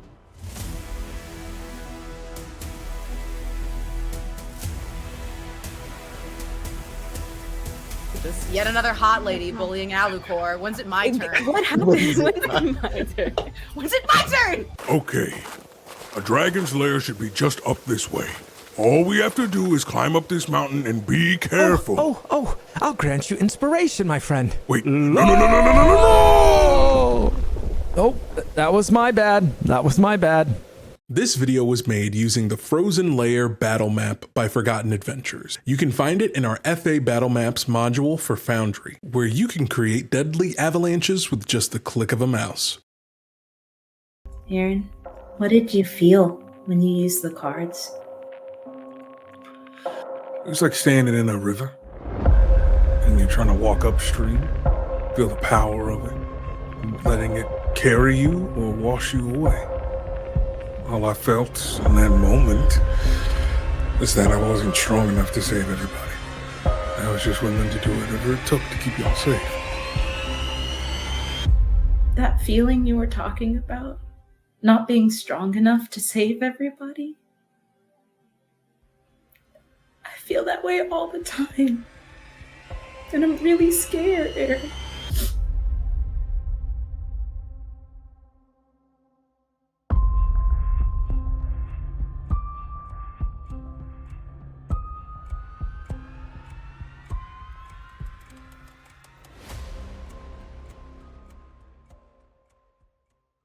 If you need art for your tokens, then Forgotten Adventures has just the thing for you. The new token browser makes searching our library of over 11,000 tokens easier than ever. You can search for the tokens you want by name, then just click and drag to your actor and it's done. You can even set it to randomize color variants if you're feeling fancy. Token Browser is currently in beta, but it and our free library of tokens is available today for all Foundry version 13 users. And the full library of over 11,000 tokens is available to Adventure Tier patron supporters.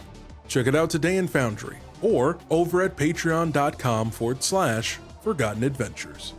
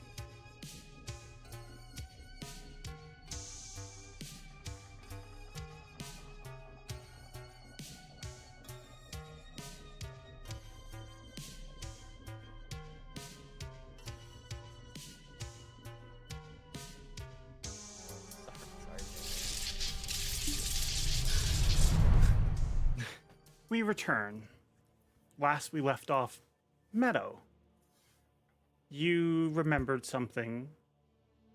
With augury not working, you have an option. What would you like to do? And if you don't want to explore that option, that's fine. Yeah, I just want to ask him instead of command. So I'd like to call the witness to see if he comes first.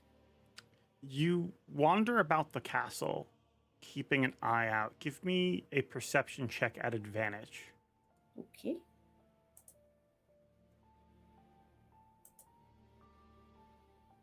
Yeah, the better one is 25. Better one is 25. Okay. You wandering around the castle, you know what to look for as you've run into them several times now. And sure enough, wandering around, you do come across the witness. Down a long corridor, you see them peeking behind the corner, watching you as you pass by. You stop, begin to approach them. That's not what I want. They are looking at you cautiously as you approach, but they seem at peace. They're just watching you. They know they can trust you. You approach them. What do you say? I don't think I need to kneel down or anything. I'm already pretty short, but I kind of like squat a little bit with my hands on my knees as I get eye level with him and say, "You wouldn't have happened to be in my dream earlier, would you?" No? I made you up there all by myself? Man, I must really like you.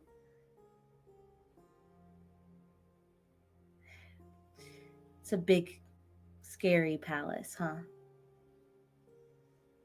Yeah. Remember on the boat when we talked about maybe being friends?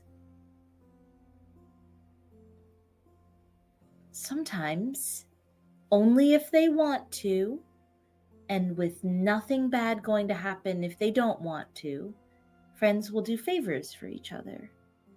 Could I ask you a favor? Okay. Okay. I'm gonna ask. I'm not gonna tell. You can say no. I'm looking for the king. I think he walked out of here in a suit of armor like a knight, but I don't think he did that on purpose. I think maybe someone you know enchanted that suit of armor and walked him out. Would you happen to know where he walked to? No? Could you find out?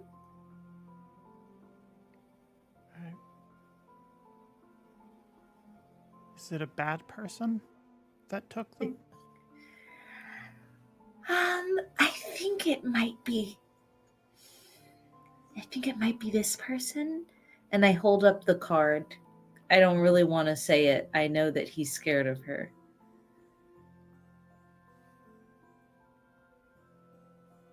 I don't think I want to do that. That's okay. What do you want to do instead? Do you want to explore the castle?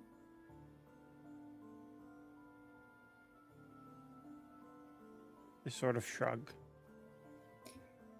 Well, me and my friends are going to go look for the king. So why don't you have a look around the castle, not for anything in particular, and the next time I see you, we'll share a snack and you can tell me about all the fun things you saw instead. How does that sound? Okay. Okay. Give me a persuasion check, by the way. Oh. Because you are sort of implying, like, hey, me and my friends we're all gonna do this thing. Oh, that's true. I wasn't trying to be. That is true. I am doing that. It says 13, but with reliable talent, that's a 15. They nod their head, and you see them. They watch as you walk away, and as you get some distance from them, they turn, and you see them vanish through a wall. Yeah. I go back into the area with the ritual set up, and mentally to Aaren, I go, I asked if the watching kid wanted to take a look around for the king, but he didn't want to. So I think we're gonna have to find a different way to figure out what we need. Anything I can help you look up? All right, here's what's happening. Let me break it down for you. And as he takes off his glasses. So, over on this pile, we're looking at warehouses that we have known to hold different supplies. And then over here, we have different locations as well that were previous places that were residences of people who were part of the foundation. Then over here, we're going to, so, you just pick a pile, really. Unless you have anything more specific you can think of, I'm trying to cover all my bases. I'm thinking space. I'm also thinking maybe things that have had ties to magic in the past, or maybe things that can house a new facility for, because you see, particularly people like this, I can always assume their ego is going to get the best of them again. They're going to try to finish their research. That's my best guess. So we maybe consider, okay, where's a space that you could have a lab or some rituals or a place where magic is strong? So Okay. to Okay, start sure. wherever you want to start, really. Wherever. Anywhere. Pick a Anywhere is pile. better than nowhere, because that's where we're currently at. Okay. guys- Sounds good. You guys start diving into books. Is anyone else doing anything? I please come back to me when everyone else has had a chance to Sure. say they're doing. We Anyone? have access to the Royal Library right now, right? And everyone's kind of doing their own thing.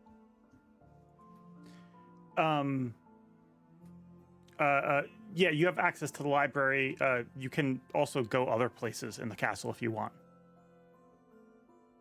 Okay. We're looking through books. Everyone's a little distracted. Sure. Me picking up a book and giving it a read likely wouldn't catch a lot of attention. Real quick, I want to find anything in here about the Queen Bitch of the Sea. Again, I'm still searching for information. It's my only lead, and we're in the best library likely in the town or in the city. I want to look. Sure. You,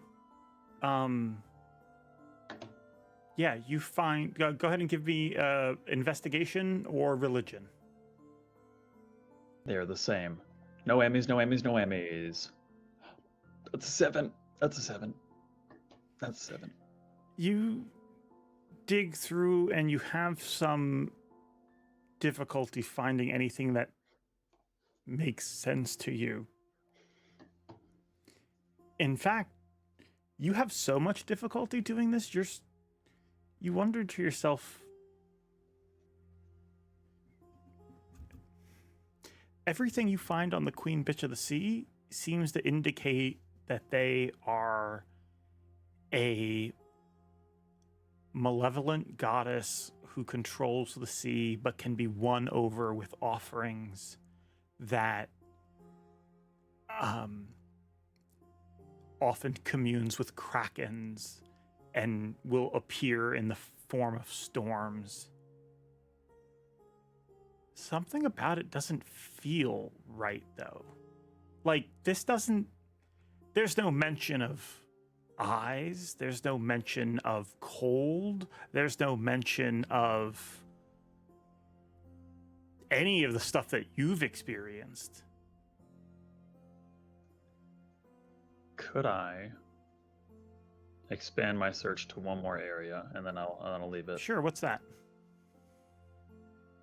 In the bathtub, or technically in the sink, they mentioned we, not I. Could I look for anyone who might be of the same level but tied to the Queen Bitch of the Sea? The Queen Bitch of the Sea has one connection, which is it is said in one of the books that they share a level of the abyss with Bashaba, the goddess of bad luck. But that doesn't make sense either. It feels a little appropriate, but yeah, you're right. Give me an insight check.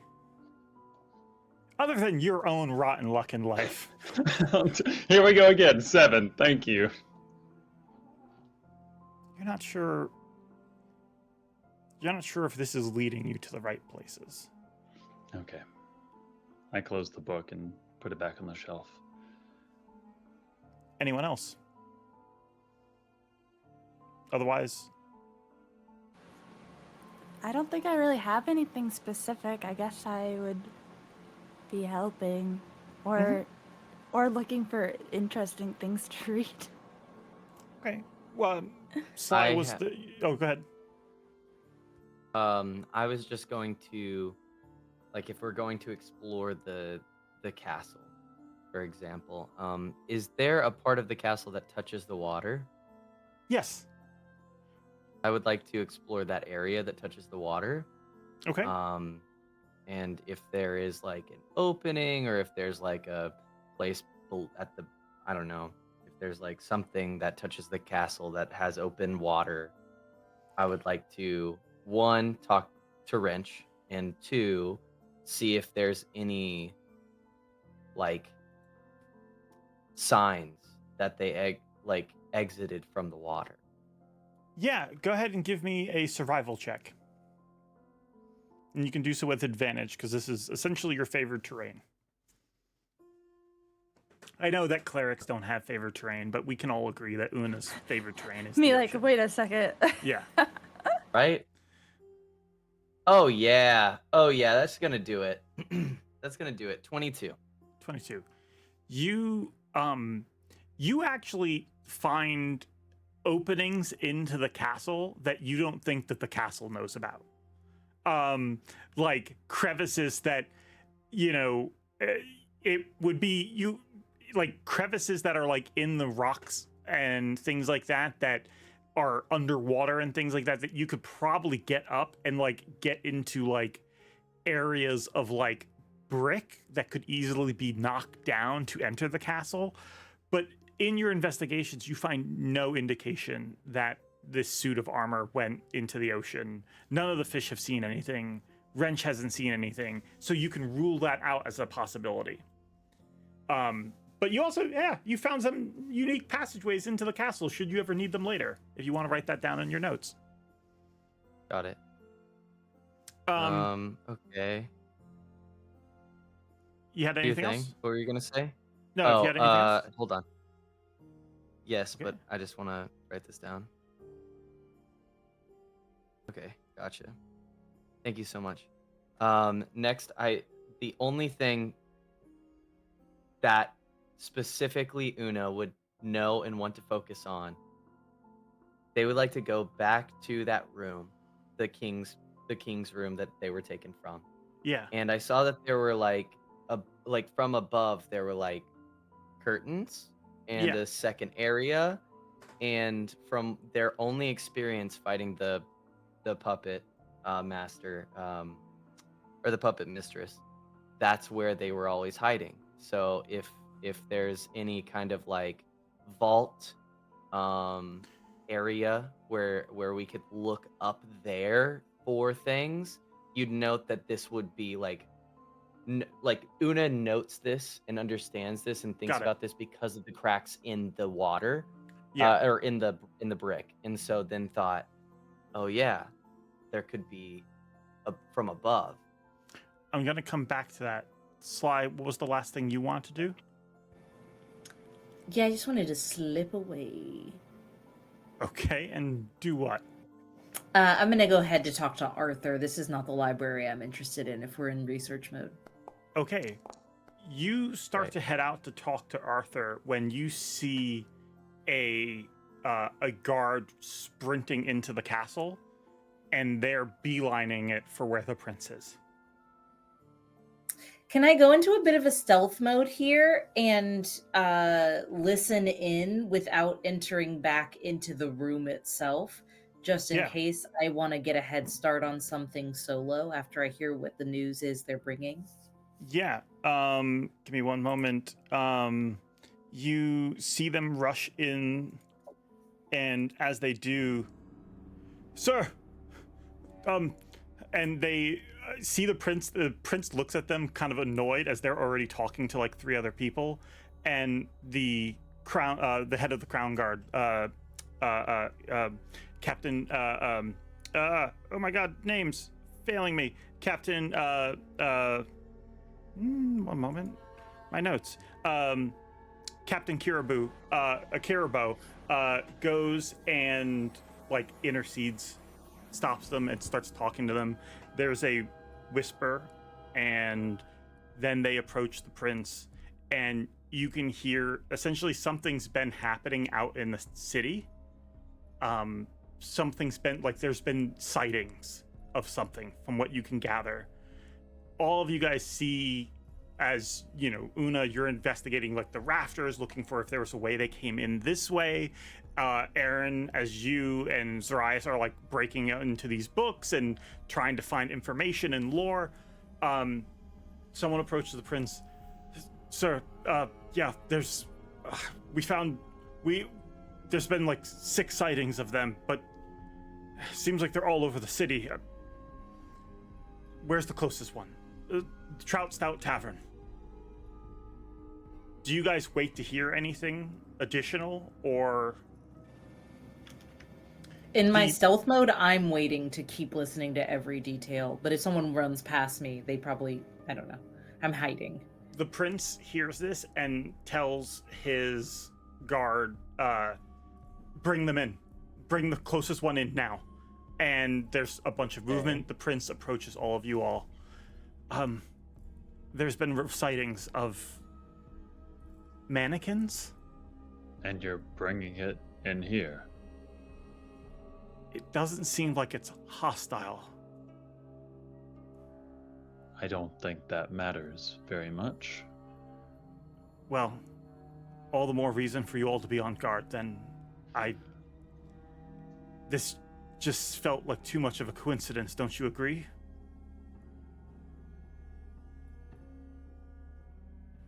Like I said,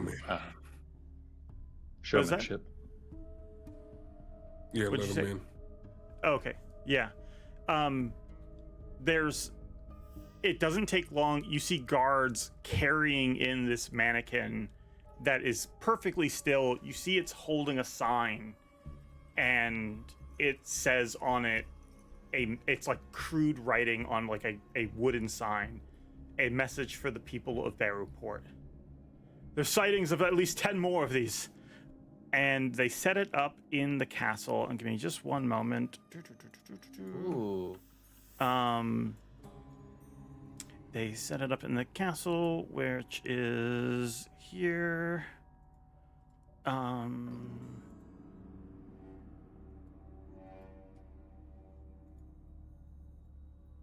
Sorry, I'm pulling it up for you guys.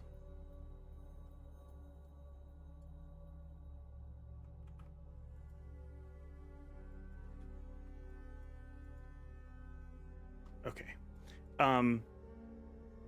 Yeah, one moment. Okay, I just gotta remove all these people, and I gotta bring the party in. I thought this was going to go differently, but that's okay. Yeah, go ahead. Classic. Classic. What do you mean?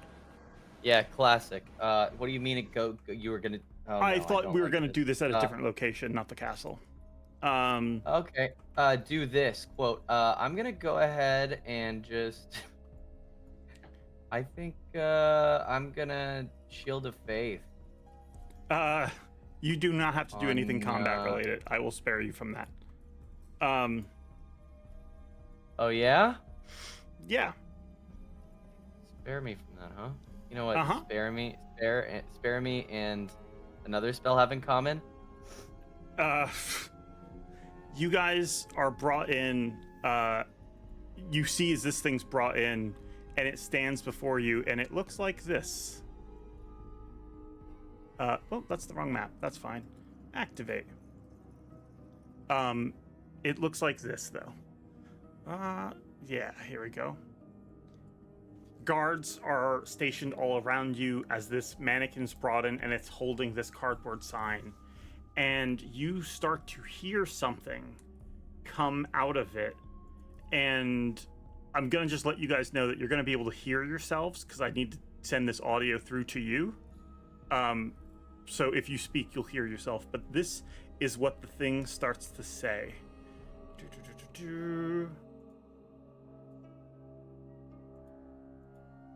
Citizens of Bear Report, this is Archmage Marina Clampett of the Mystics Foundation. Today, I am here to bring you the testimony, nay, the confession of the ones responsible for the sabotage of my experiments and the destruction of the Mystics Foundation. Please, state your name for the record. Lunatic! Let me go this instant! I am your captain! Your name for the record. King Casimir Penanto! Your Highness, isn't it true that you visited Harvey's Rock, the home of the Foundation, on numerous occasions before its fall? Yes, though I was hardly the only person to frequent there. You were heavily invested in the Foundation, were you not? Of course I was. They were the frontier for all magical advancement in this kingdom. As it's playing, you see across the room, every person in here, their face looks completely pale. Their eyes wide, their chins, their jaws clenching as they're listening to this, realizing that they might end up hearing the king's execution through whatever magic this is. The prince looks at all of you. We need to find all of these and destroy them now. Respectfully, Prince.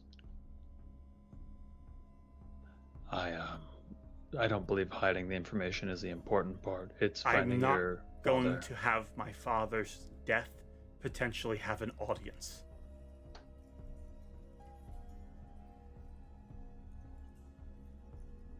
Can I ask for your help on this?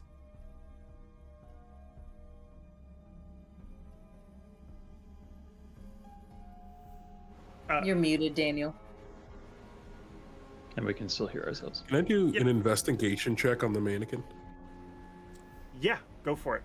I want to look for where it's possibly like been trudging through, whether it's like if it's sewers, if it's like gravel that's like unique, or anything about like anything like marks on it that's unique of where it's coming from, or the wood or something like that.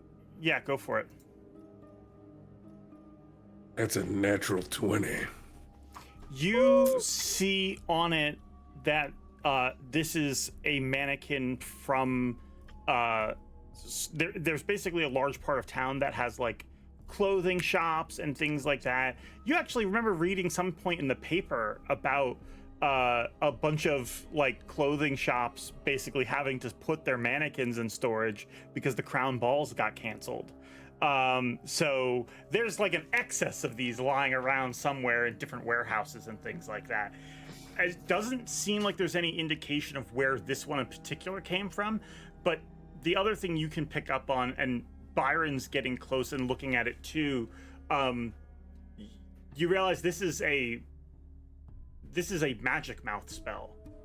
This thing is relaying a message, and it seems if there were like 10 of them sent out, that they said they saw like 10 of them, or they have reports of 10 different ones, that's 10 of these that are probably going around to public places in the city to relay whatever this message is. But you do think it's been controlled via magically. The mannequins might be our ticket to finding exactly where she is. Listen, we can spend all of our time trying to clean those up, or we can focus on using these and finding those specific warehouses, possibly. I'm gonna put the choice to the whole party. You guys can decide collectively whether you want to turn down the prince's request to find and destroy these things, or whether you want to divert efforts to that. If you divert efforts to that, what I will say is either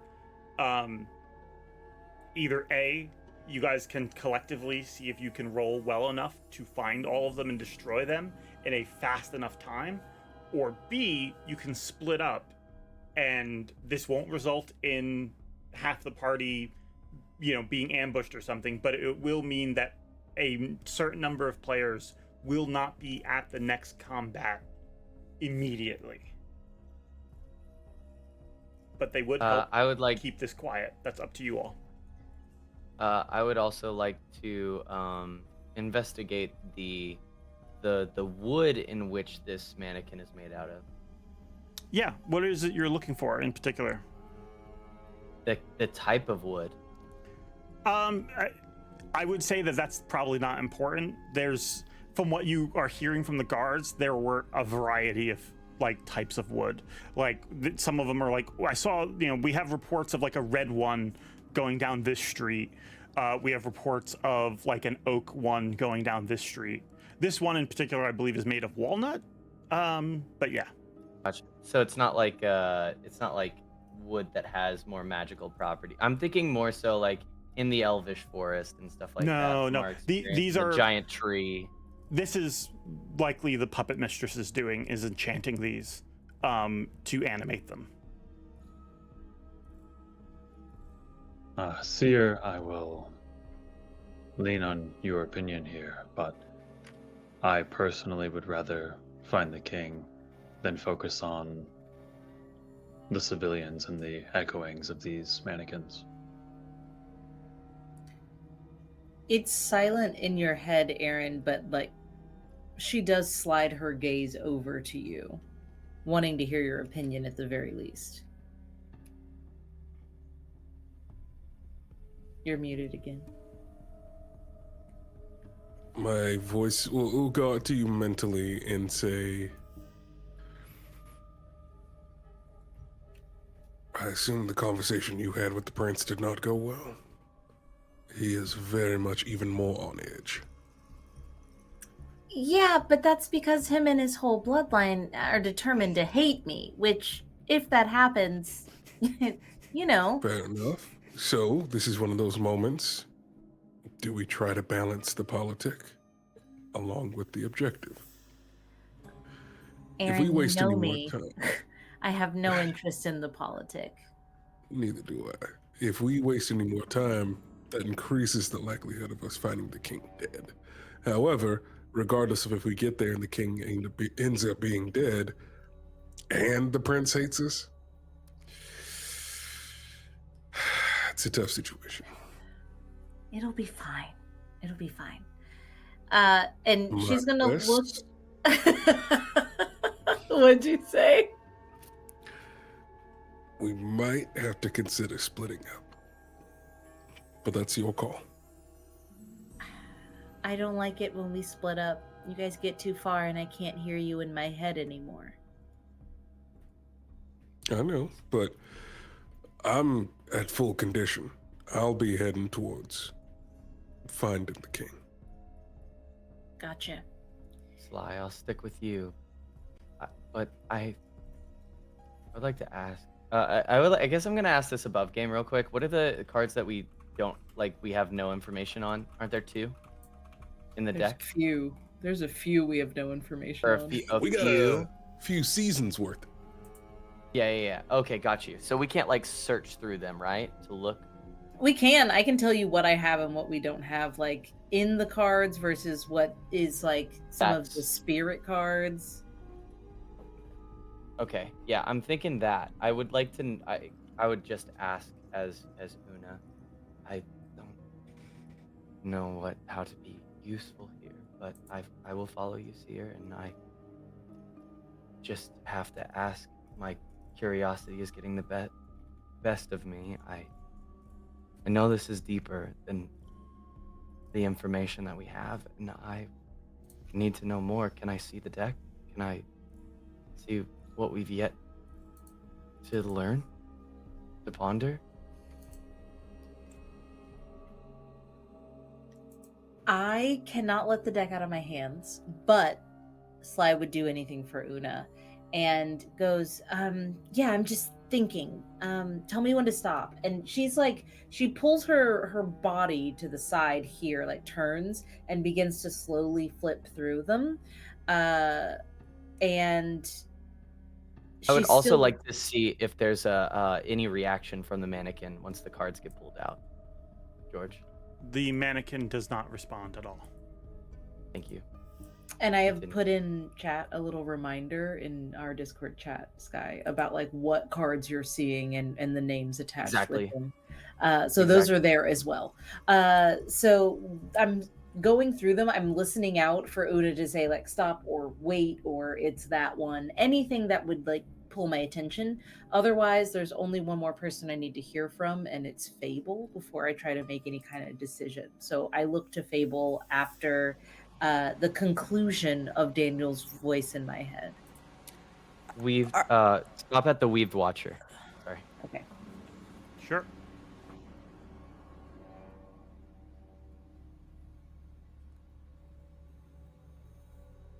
Thank you. Continue. You guys can have the conversation. Are we like having an aside, or we're just saying this all right in front of the prince? Because This is in front of the standing right prince. next to him, right? Yeah, anything that's out loud is in front of the prince. But Okay. all we Yeah. have said so far is I'll leave it to you, Seer, and Una has said I'm gonna stay with you, Sly. Yeah, I'm so assuming we some of haven't this said is above anything. table. This is a Yeah. group decision. Yeah. Well, if you look to Fable, I mean, maybe mine's not the best character to judge, but I'm inclined to help those that have a large amount of money that they could offer as a reward, because then we can do whatever we want and make the world better in whatever way we want with that. But they're the people in power, and that is how it is for now. I'd rather we were just in the best position to fix things where we can. Okay. You, a mental link opens up. You want to split up suggestion? I'm listening. You send Zoraius and you send Fable. Both of them, and then you send them with a couple of troops from the Crown's Guard to be able to take care of the mannequins as quickly as possible. Zoraius can identify the magic with detect magic that has the mouthpiece on it. So it wouldn't be too hard for them to track it down and still maintain the relationship, and then immediately meet back up with us. Okay. And then we just set a flare for when we find the location. Okay. Your princeliness, I think we've decided to do what we can on all fronts at once. Some of us are extremely passionate about making sure the king is safe. Aaren, Una, and myself are gonna go look for him. Those of us who are a little less committal are gonna go take care of your mannequin problem. Thank you. Zoraius, Fable, could you please try and take care of as many of these as possible? If there's anything information-wise you can get us on where they're coming from, going to, or any type of location, that'll probably be our best bet for now. How are we feeling? Is that okay with everybody? Your will is mine to do. I Seer. can't believe you did this. Okay. I would like to then, because that just flashed on screen, no big deal. I Undo. would like Yeah. to Go back. look at There's no Byron. quick saves and here. I Too would late. like to look at Byron and go, and you haven't really tossed your hat in the ring. Do you have a preference? I'm with you all. And as guards work with Fable and Zoraius heading out to find the rest of these mannequins and start taking them apart, he approaches the one that you guys have. I think if I do this right and he starts trying to do Arcana, I will make a roll for him. He's essentially trying to, as he explains, I think if I do this right, I can basically take over the control of this thing. If I can take over control, I can ask us to take it back to where it came from, and then we just have to follow it. Okay, yeah, do that. Wait, may the blessing of the Seer guide your... Here, just take this. And I cast guidance on him by like hitting him with a card on the shoulder. Okay. He does not need it. That is a 22. He goes and using some magic, he's able to essentially... Actually, one second. That's him able to do it. One moment. I have to roll one more thing. Okay. And... So many dice. Just making sure that he didn't cause a wild magic explosion doing this. Okay. He's going and he's like, all right, everything should be fine. If we do this, and Aaren, can you help me out on this side? Yeah. Hold on. And you guys watch as he reconfigures this, and he starts speaking to it. All right, new order. I need you to send me back to where you came from. Take us there. And the mannequin starts sprinting out of the castle. Oh, yeah. I'm following that Y'all better mannequin. catch it. You guys start to follow it, and as you do, you hear that recording still playing from it as you go. Fable, Zoraius, you're hearing this in bits and pieces as you go to different places to find other pieces of this thing, other mannequins, and like disassemble them or you know, destroy them. You basically are hearing the glimpses of this as you guys go. So give me one moment. I believe that would be... Yeah, so you guys are racing through the streets, and as you are... one second. There's a fly in my drink. Oh no. That's horrible. Why would you tell us that? I'm not gonna drink it anymore. It's the Lord of Flies. It's the Lord of Flies, you guys. Lord of Flies, confirmed. All right. As you guys are racing through the street, the recording continues to play. Magical advancement in this kingdom. Indeed, they were. But you had a specific project you were invested. Oh, my bad. Sorry, audience. Give me one sec. The audience could hear it. You guys couldn't. There we go. They were. But you had a specific project you were invested in, were you not? I don't know what you're... Project D06. What is... Where did you hear that? One of the researchers you decided to keep around, Yusuf Forger. He told me everything I wanted to know before he died. Yusuf, yes. Project D06. A project you would have done anything to keep secret, no? What are you implying? A project you would kill to keep secret. No, I would not. Oh, yes. I had the research team on it killed. It was a national secret.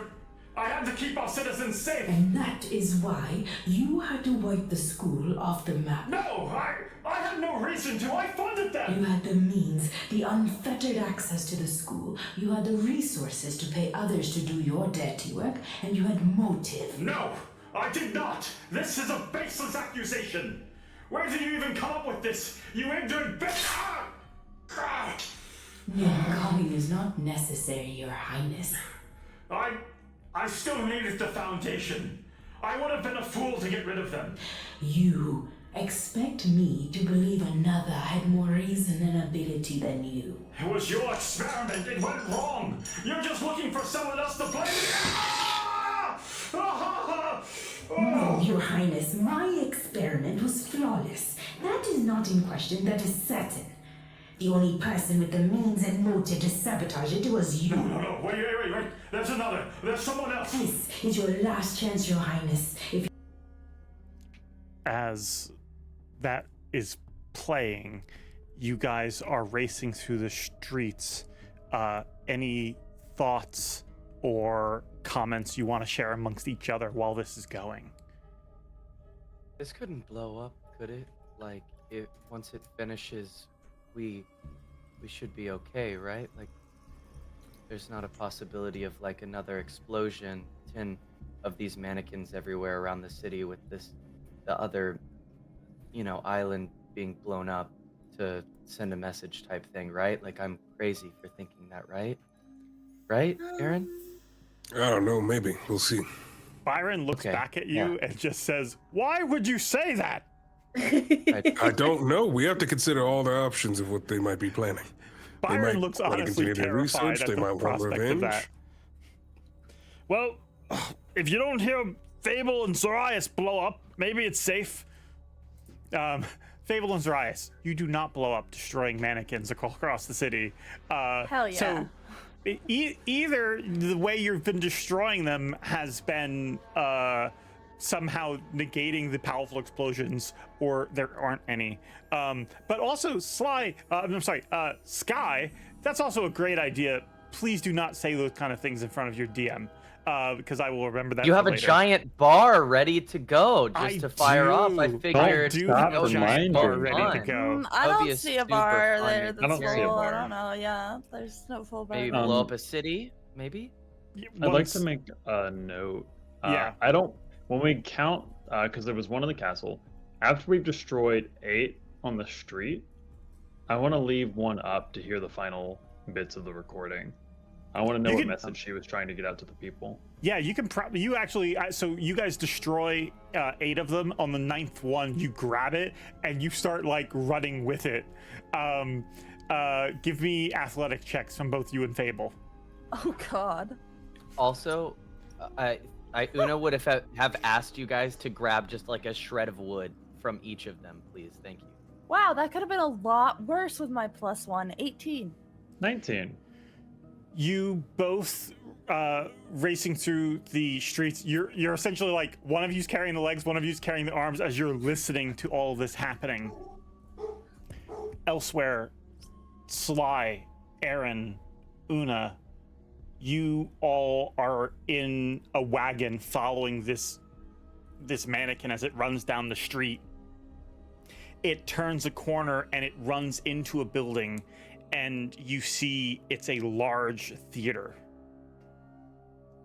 And it looks like it might be open, and there's lights on inside. Fable would love this. Should we? I'm really glad Fable's not here. That's kind of rude, don't you think, Sly? No. I mean, Please. to keep her safe. No. Oh. I will cast Detect Magic. I want to see if the same magic is popping up again. The same magic that's on the same enchantment that's on the magic mouth. If that's appearing, coming from the theater. Not the magic mouth, but as you cast it and you guys walk in, you notice that there are enchantments on various objects outside the lobby of the theater.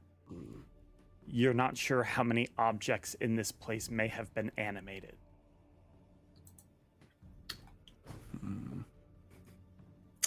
Right. What is it, Aaren? It's one big trap. She did the same thing that she did to the house, turning every single object in there into a death trap. In the mental link, I say, so I should go up and over instead of inside and through? We need to find a stealthier way if possible. Go ahead and give me investigation checks.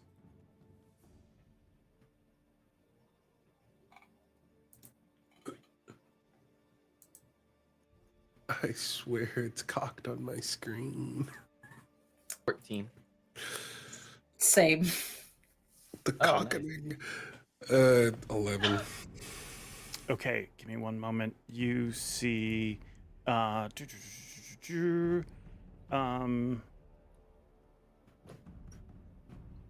use. Is this what we want? Cocked Maybe. digital dice should be illegal. You start exploring around the building.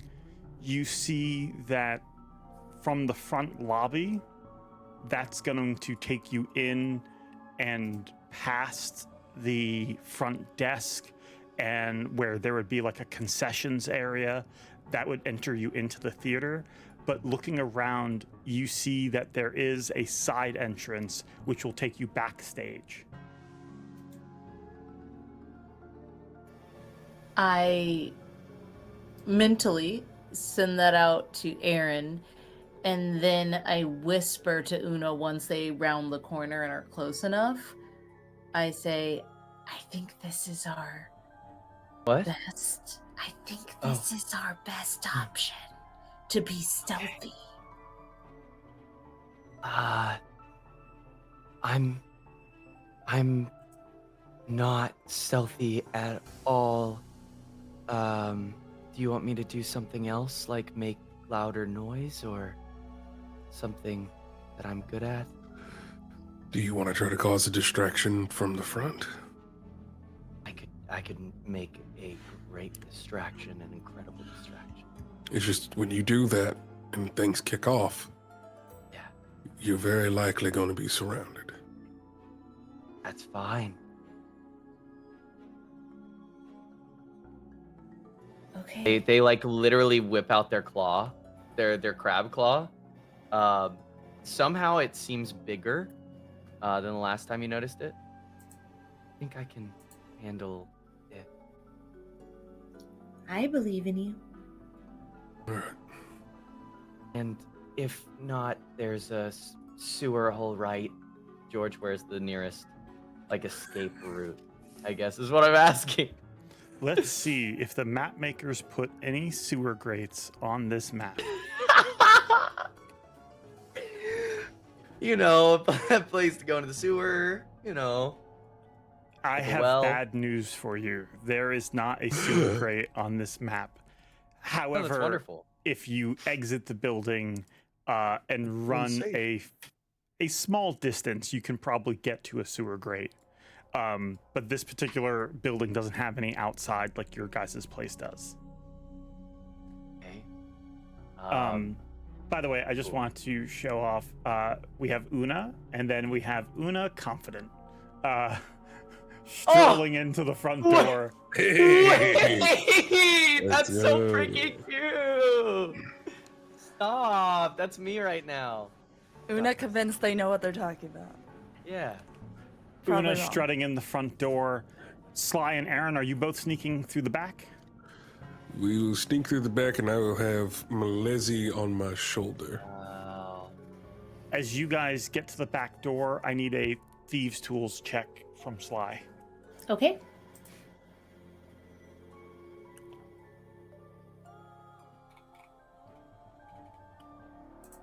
Come on, roll. It's a 25. 25. You are able to open the door without a problem.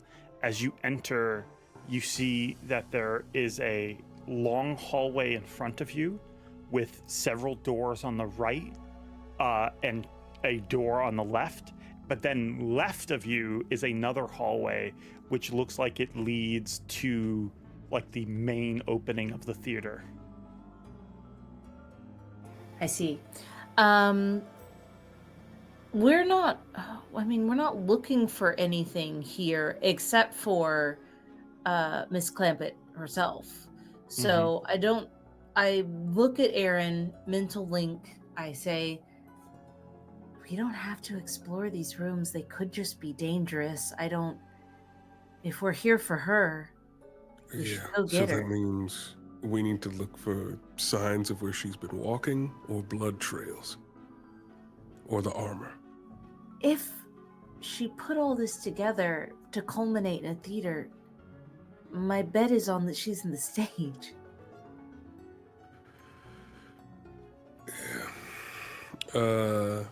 Do the two of you move to the back of the stage together, or do you split up to get like the side of the stage and the back of the stage?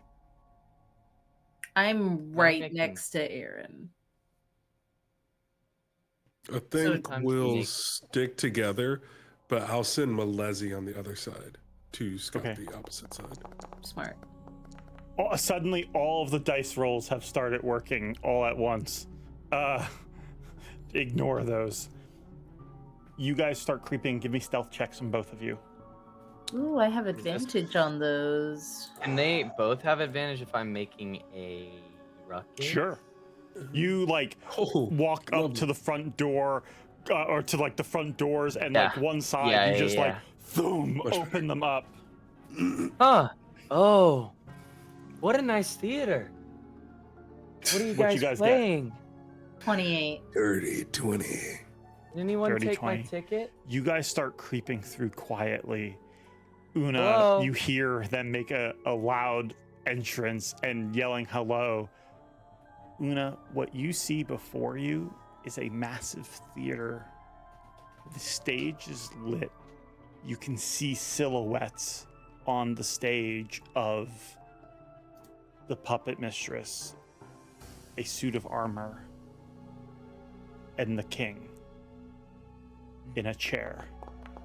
I don't know why these dice rolls are showing up right now. That's not important. You see this silhouette, but the other thing you see, which as Aaren and Sly are approaching a very similar silhouette, but from behind the curtain, like it's essentially curtains sandwiching them. Like they're on like the closed part of the set. Behind them, though, is approaching Sly and Aaren. They see the silhouettes as well, lit from the stage.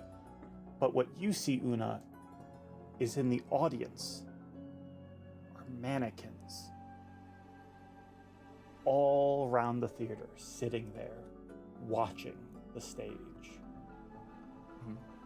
And as you yell, "Hello!" you see at least 3 of them turn and look at you. Are those seats taken? As Una asks that question, you guys hear the final bits of what you were listening to as it continues. Zoraius and Fable, you're running with the mannequin. You've been informed by one of the soldiers that they headed towards this part of town, that they're in a wagon. You should be able to find it. You guys are racing there to find this location. As you are, the mannequin you're carrying is playing this, and you guys hear the rest of it. This is your last chance, Your Highness. If you are to lie, you best make it very good. One moment.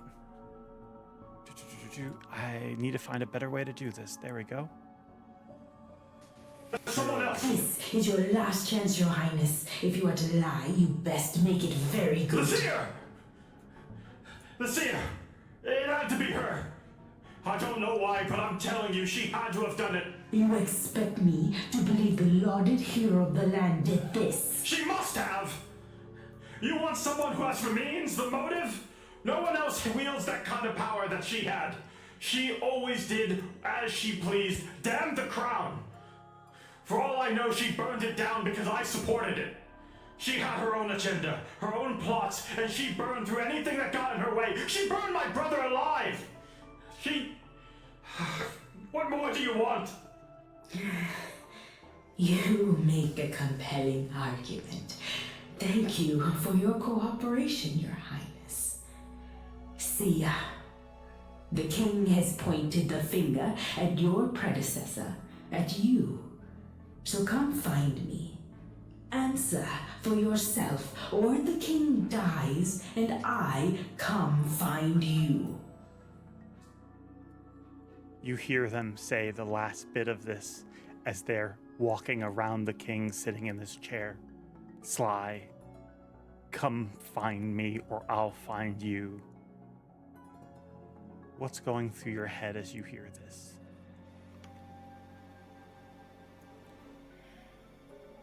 Just another day that my grandmother's legacy, her bloody legacy, lands on my shoulders yet again.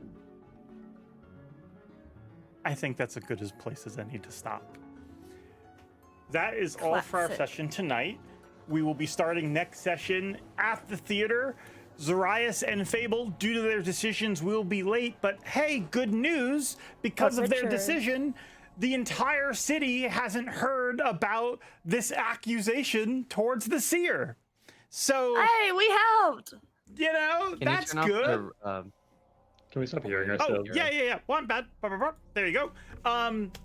The big shout out to Maz from our Defenders of Phandelver campaign, who plays Navarra there. Maz is playing the role of the Puppet Mistress. I'm hoping to have them here next Wednesday to play them in combat. They did an amazing job playing the Puppet Mistress. And actually, I should clarify right now, the Puppet Mistress is a they, them. If I've messed up their pronouns at all, it's because I struggle with this all the time, but they are a they, them. But Maz did their voice amazingly well and was able to help us get that recording done. So thank you so much for that. That really made it much more thematic than just me talking to myself back and forth. That is all for us. Next time we play, you guys will be facing off against the Puppet Mistress in the theater. And let me tell you, this battle map, actually, let me see if I can just bring it up on screen real quick. Can I see it? Just so you guys can see it, because it's really cool. Does it show? One moment. Okay, yeah. Give me one moment. I just gotta place someone in the theater. We'll place Una in there so you guys can see what they see. I don't have all the seats filled yet, but this is just for Seriously. show off this awesome map. Why would all the seats be filled, George? Yeah, well, because there's going to be mannequins in all of them. All of them? All of them. So, Oh, I didn't get that. We don't need those. you know, we'll see if the party is able to rescue the king or die trying. I still have a full ult bar, as does Una, and I think Aaron's so close. Aaren, is yours just really? I'm gonna double check. I don't know if yours is just close. No, I or used if mine last session. It's not you lit used up. yours. Yeah, Let me just double check. Aaren used his Aaren last used theirs. I think that was me testing stuff during break. I'm gonna give you I mean, if you wanna give me $5 on another, yours just in sure. case we missed any. Just because I don't want to cheat you out of everything, but I've gone ahead and adjusted yours back down. So we got Una's ult, we got my ult. We'll see how that settles wave. next session. And of course, we will be here on Sunday for the next episode of Defenders of Phandelver. They've just finished exploring Wave Echo Cave, and now they're returning back to Phandalin as heroes. I have great news for everybody. If you like role play, it's going to be a largely role play session as they are coming back to Phandalin and are going to have time to explore. They have a lot of baggage to unpack. A lot of baggage and a lot of drama from their past to talk about. So if you want to see a great roleplay session, tune in Sunday, 11 a.m. Eastern or 3 p.m. GMT, because a lot of people in the EU watch the show, so we want to make sure it's at an early enough time for them. And yeah, we'll be back next Wednesday. Guys, how was it being back? Was it too traumatic? Was it just the right it's amount of not. traumatic? I Just feel like the we're right working our amount. way up. Yeah, there we go. Didn't love that flashback or the dream right at the beginning. That was a little bit I was terrifying. scared. Yes, thank you, Android Grace, for helping me with that beautiful little imagery of all the Yeah. cards lined up, this art gallery. Yeah, you know, it's just your mom had those kind of dreams too. You know, it's fine. It's fine. She told me Wow. recently. Your mom joke, George? Really? God. Your mom. That's something we're probably gonna bond My over this mom. season. That is all for us. Thank you all for watching, and big thank you to Forgotten Adventures for making the amazing Thanks, battle Forgotten map we're going to Adventures. be fighting on next week. You could find this battle map on their Patreon, FA Battle Maps, or on ForgottenAdventures.net. And for making all the tokens and putting this show together. We really appreciate it. Until next time, bye all! Bye, everybody. Great to see you again. Thanks for watching. Bye. Oh no, that's not the right one. Starting again in 15 minutes. Episode 2. Let's do it, baby. Fear is how it starts. Unsure what you'll find. It could tear you apart. You take a leap of chance. You break your mother's oath now. The club is the dance. And set free are the ghosts. Will a card save us here? Will it spell out our dooms? Only one thing is clear. We face fears and fortunes.